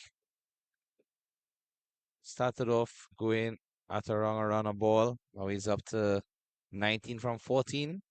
Reflective of his usual strike rate. Now, how do Kingsmen get back into this game? That's what I'm thinking as a skipper. What they know that they need a couple of things. First and foremost, the wickets. And if you don't get wickets, then how do you manage to dry up the runs and stop the batters from getting those boundaries?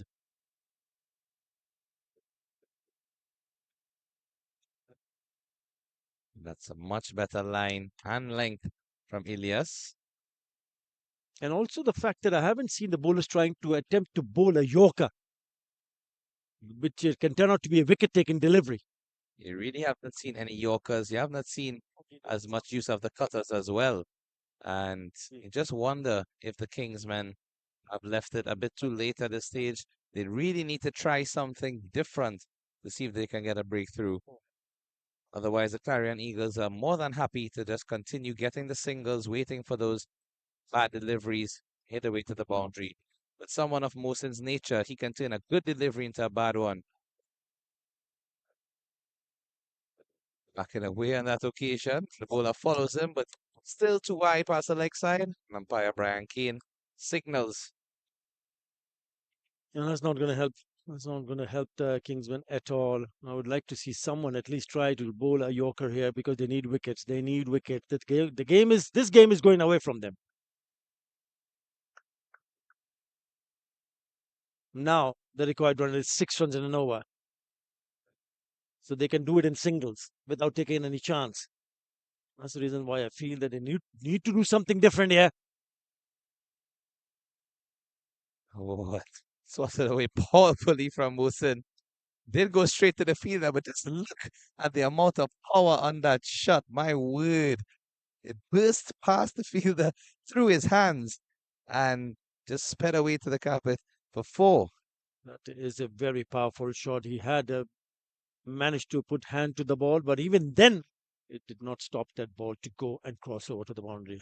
That's the shot. Yeah, on the front foot, a big slap on the offside. Really good bat speed. And when you have that kind of a bat speed, and when it comes from the middle part of the bat, then watch out. It goes like a rocket. Supporters certainly enjoyed that one. Oh, and the innovation comes out. All of the shots on display from Mohammad Musin. This time, just paddling that delivery behind the wicket for 4. Clarion Eagles continuing in their rich vein of form. Yeah, remember when he started his batting, it took his time. He was dealing in singles. And all of a sudden, after that boundary, he tries to be a little bit cheeky and he gets away with it, playing the inside the line of the ball, going towards the off stump, and then just flicks it over. He scoops it. Lovely to pick up another boundary.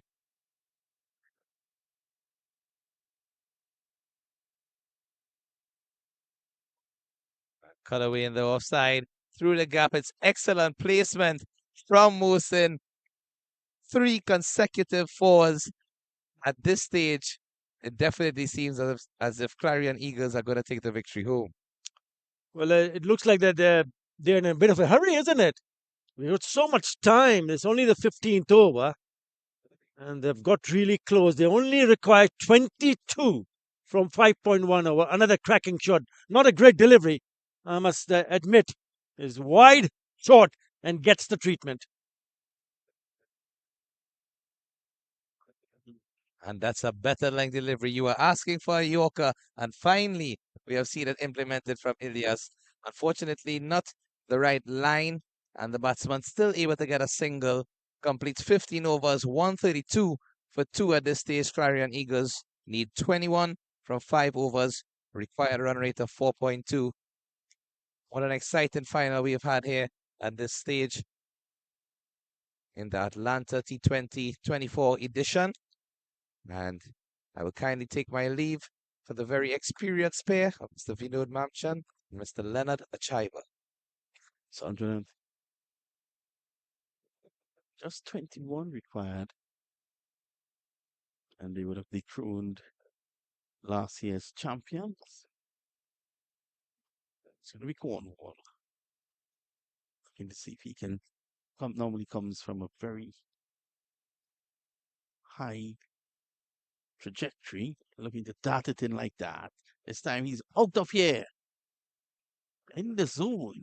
And that one crashes into field number 5. 6 runs. Good afternoon, Lenny. Yes, they are within 15 runs from being champions in 2024. And they'll certainly end a long streak of domination from the Kingsmen. We've seen them, Vinod, in many tournaments, the US Open, the Unity Cup, and of course, the Chicago Kingsmen having won the minor league. minor league. So the Kingsmen brand has really been on the forefront of domestic cricket here in the US. Big hit there. Just bringing it closer and closer. Quad read. And at the moment it's 3.1. As this is slashed away. That's 4 more. So this is becoming child's play here now, Lenny. Yeah, we've seen in the last over 3 4s, and from all the indication and the body language, the Kingsmen have really thrown in the towel. 11 more runs to get, and it's only fitting that Mohammad Mohsin comes towards the end here with a couple of 50s in the tournament. Driving down the ground, that's 6 more. Well, 2 6s and a 4. It's just 5 required now, Lenny. Yeah, we came into this over needing 22, and this has gone for 16, 6, 4, and 6 off the bowling of Rakeem Cornwall. And the presentation party is scampering to get things in place. One looked like they still had a couple more overs to work with, Brian. Vinod. Yeah, look at that. On the ground. Bad delivery though. Full toss. In the air. And that's out of here. 3 6s and a 4. It's the end of that. Congratulations to Clarion Eagles. They are the champions of 2024. What a dominating performance we've seen from the Clarion Eagles with just a couple of wickets lost. And in the end, a massive set of strikes from Mohammed Mohsin, another 52 53s coming in to this final. And he seals it with another half century win for Clarion Eagles. They are the champions in 2024. Yeah, well, they've won it. They've dethroned the champions. Congratulations to them. And of course, Mohammed Hussein has had a fantastic series. Ame Siddiq goes out there to congratulate the champions. And one must say that Clarion did play wonderful cricket. Rosni Chiksmawala couldn't contain her excitement at the winning hit. Yes, Vinod, and what a win here for the Clarion Eagles. We talked about some of the favorites in the tournament, and in that conversation, the Clarion Eagles name will come up, but it'll probably come up when you talked about the other big team, the Kingsmen X, the Kingsmen United, the Knight Riders United. And then, of course, in that conversation, maybe the fourth, fifth team, you'll talk about Clarion Eagles, but they'll defied all odds and they've really taken out one of the biggest team in the tournament or across America for the last 4 or 5 years. They've beaten the Kingsmen and they've beaten them handsomely. Yeah, easy victory. And congratulations to them. As you can see, the players greeting each other. But I think in a tournament like this, whilst Clarion may be the champions, I think cricket has won after this fantastic last week we've had here in Atlanta.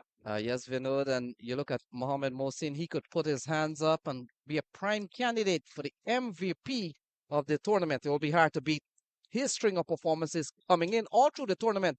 And look what he's done in the final. We talked about coming in when you and I begin our session here. We thought we had at least 3 overs of cricket left. It took 6 balls. Yeah, just an over. We thought that, Raheem Cornwall might have been able to bowl a tight over, probably pick a wicket, and look to just push it back a little. Uh, well, he will not forget that over in a hurry.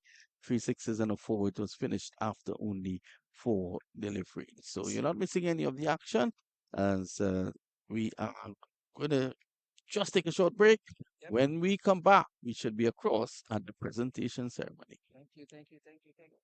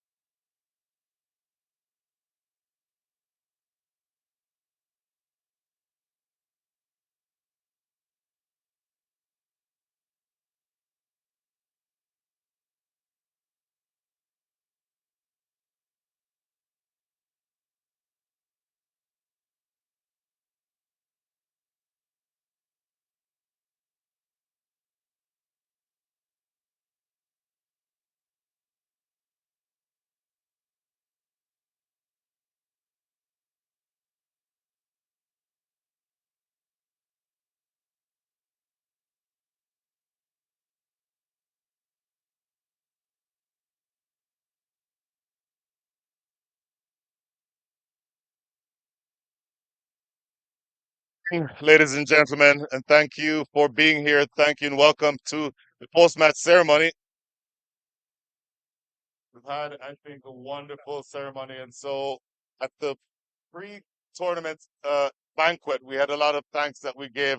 So we won't necessarily go through all of them, but I want to acknowledge every volunteer, every person who did what they could to make this tournament a success. So thank all of you very much for everything that you've done for this tournament.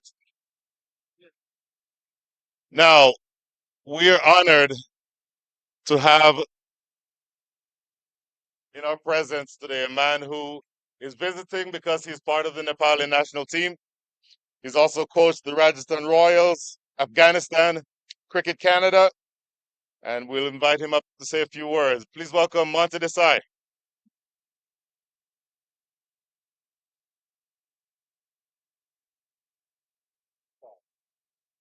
Nepal as well, and he's taking the scenic route.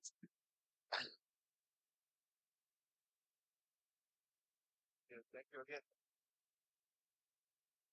Hi. Sorry, sir. A few words, if you don't mind. Sure. Yes. As long as my few words make sense.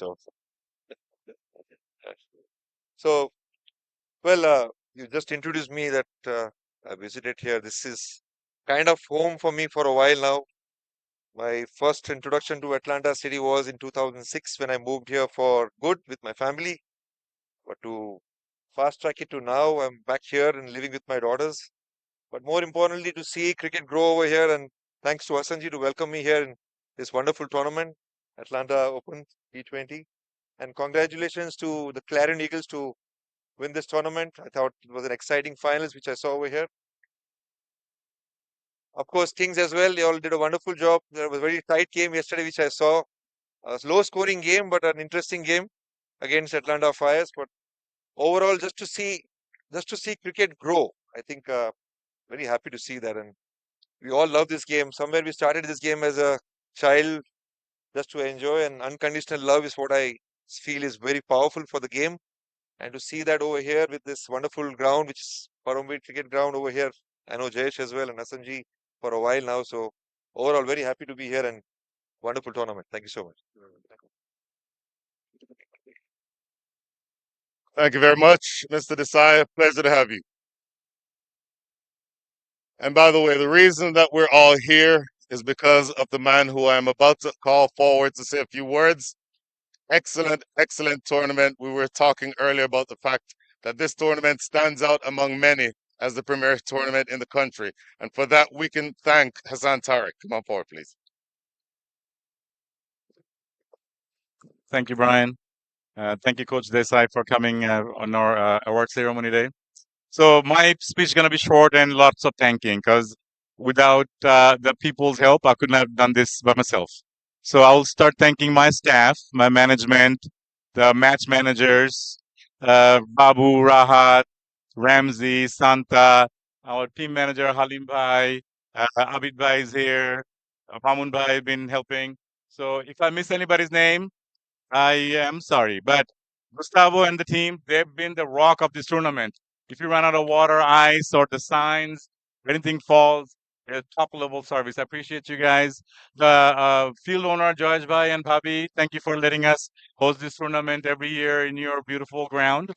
The ground staff, thank you guys. Umpires, excellent job. Uh, Photographer Robin, he's always behind the picture. I don't think he has any of his own picture. He's always taking pictures. Beautiful commentators. Atar came all the way from Bangladesh. Uh, Sheikh Rahman, our state senator here. Honorable Sheikh Rahman, thank you for coming. My family, my kids, my sisters, aunt, my mom is here, my beautiful wife. Anybody else? If I missed, I'm sorry.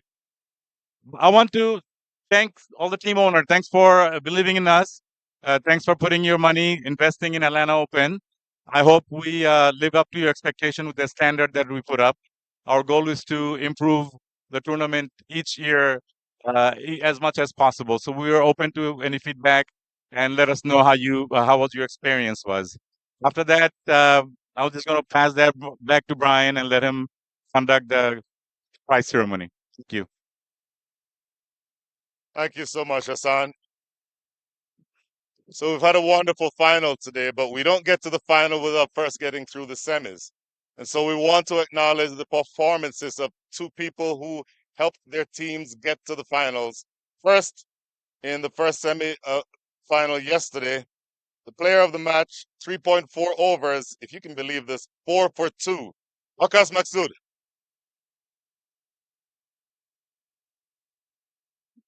Yeah.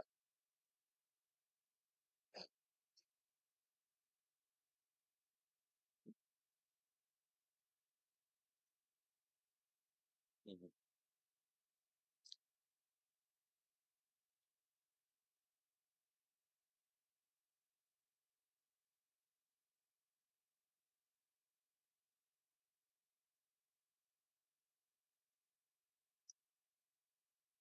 It's very well bowled, Wakas.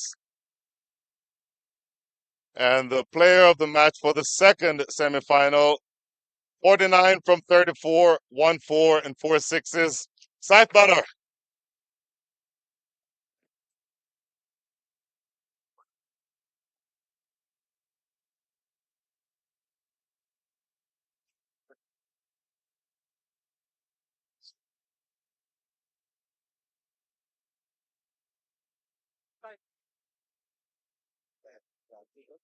Well done, Saif. And so we move on to the tournament awards, where we will acknowledge the individual performances for each one of these positions. The best keeper, 8 dismissals, Rajdeep Darbar. And Rajdeep is not here, so we will have Rahat, Halim, who's going to accept that on his behalf. This one? Yeah. Halim, I can bring it to you. No, he's gonna run. He's like, yeah, I take it home.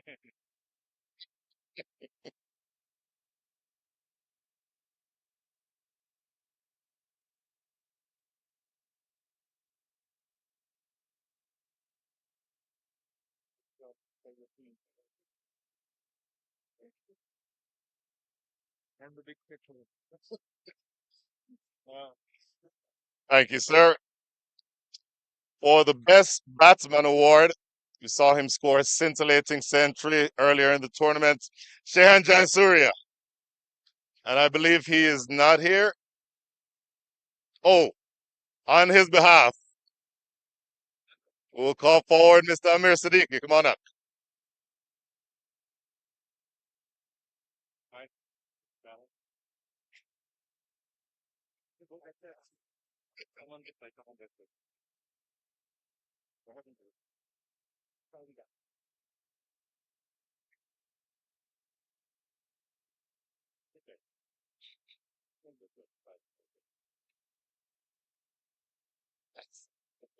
And these next two awards, probably not surprising that these men are in the team that they're in. Best bowler, 14 wickets for the entire tournament, Amit Singh. Harry, Harry.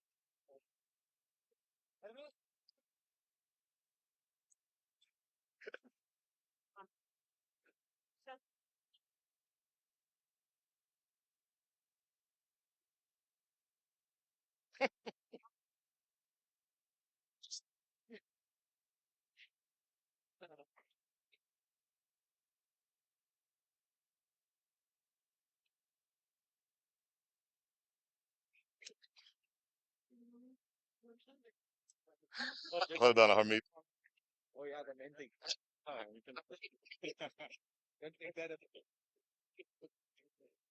And the player of the tournament, and you saw why this afternoon, 214 runs, 11 wickets, and 3 catches, Mohammed Mohsen.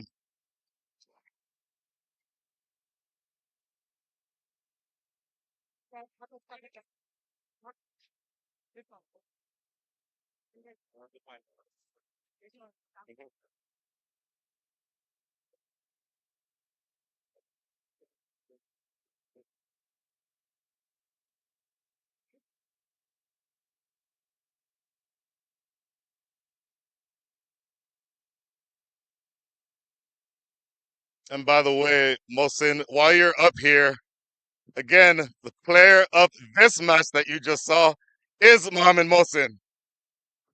Yeah.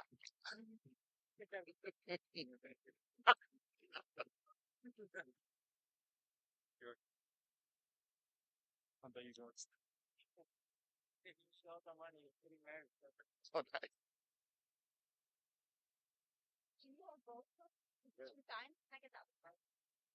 Yeah, give that old one back.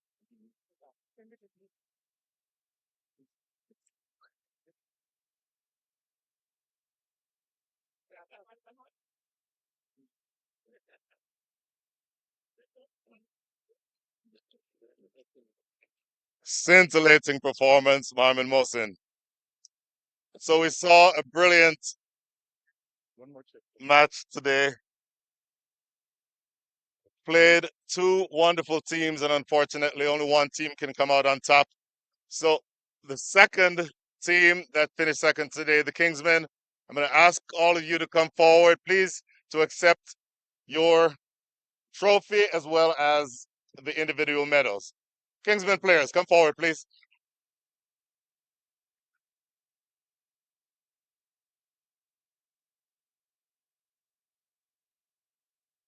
In fact, I'm going to ask the captain, Hamad Azam, to come forward first and then call your players individually.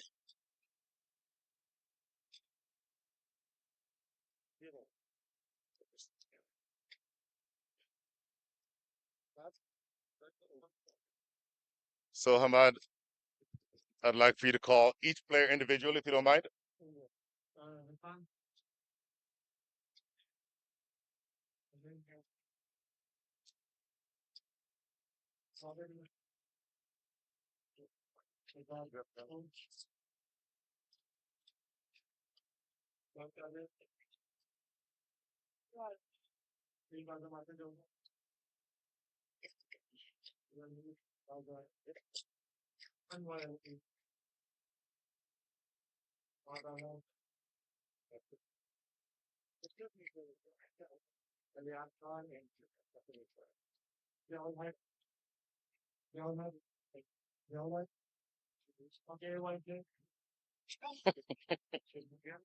And yours.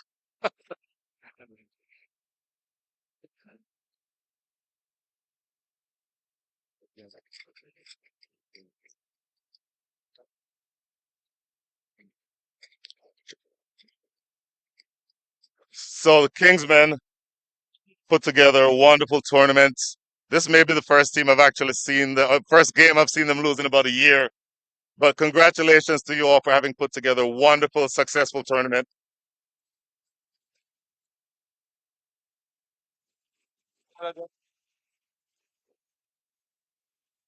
You have a wonderful.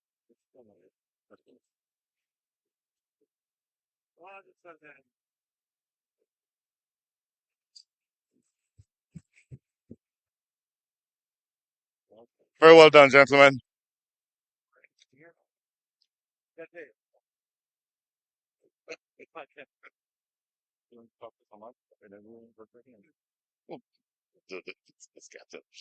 Okay, so the only thing that's left is for us to recognize a team that I think everybody will agree showed dominance, not just in this game today, but throughout the entire tournament. So congratulations to the Clarion Eagles. I am going to invite the captain, Akashi Gomel, to come forward, please.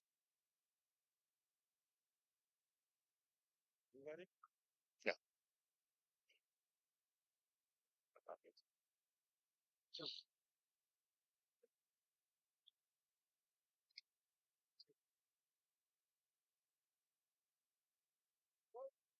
So before you call your players up, Akarsha, just a couple of words about the tournament itself, your thoughts about how you did and how your team did. Uh, Thank you so much. To begin with, I would like to thank every single person who has contributed in this successful tournament, right from the managing committee, curators, scorers, umpires, organizers, commentators, especially you, the cameramen. I mean, everyone, every single one. I mean, without their effort and contribution, I mean, it's very difficult to hold such a top level tournament. And all the teams, all the players who came here, who turned up, you know, it was really amazing to see everyone contributing so much without any complaint, to be very honest. That was really amazing. Yeah. Fantastic. So I'll ask you now to call your individual players so that they can get their medals. Both. Yeah. I don't know. Nobody wants to come. Calvin, Come on up, guys. Jesse.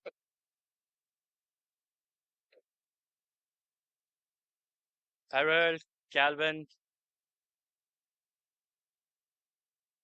Thank you. Saif Badar, Mukhtar, Shinwari, Prathamesh Pawar, Dilpreet, Karmi, Wahid, the main man, Mohsin,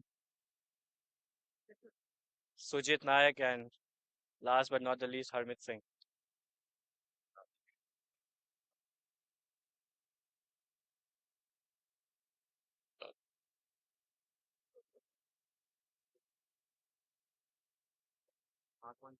Well done. Well done.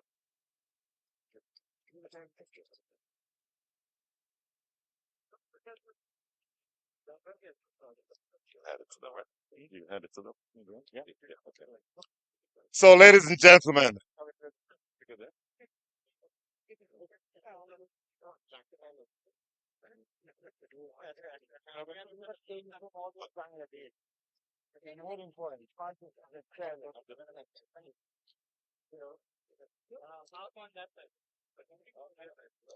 that's good.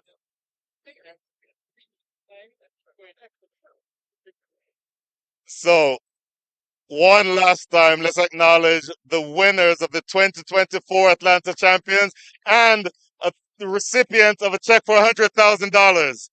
Please, the Clarion Eagles.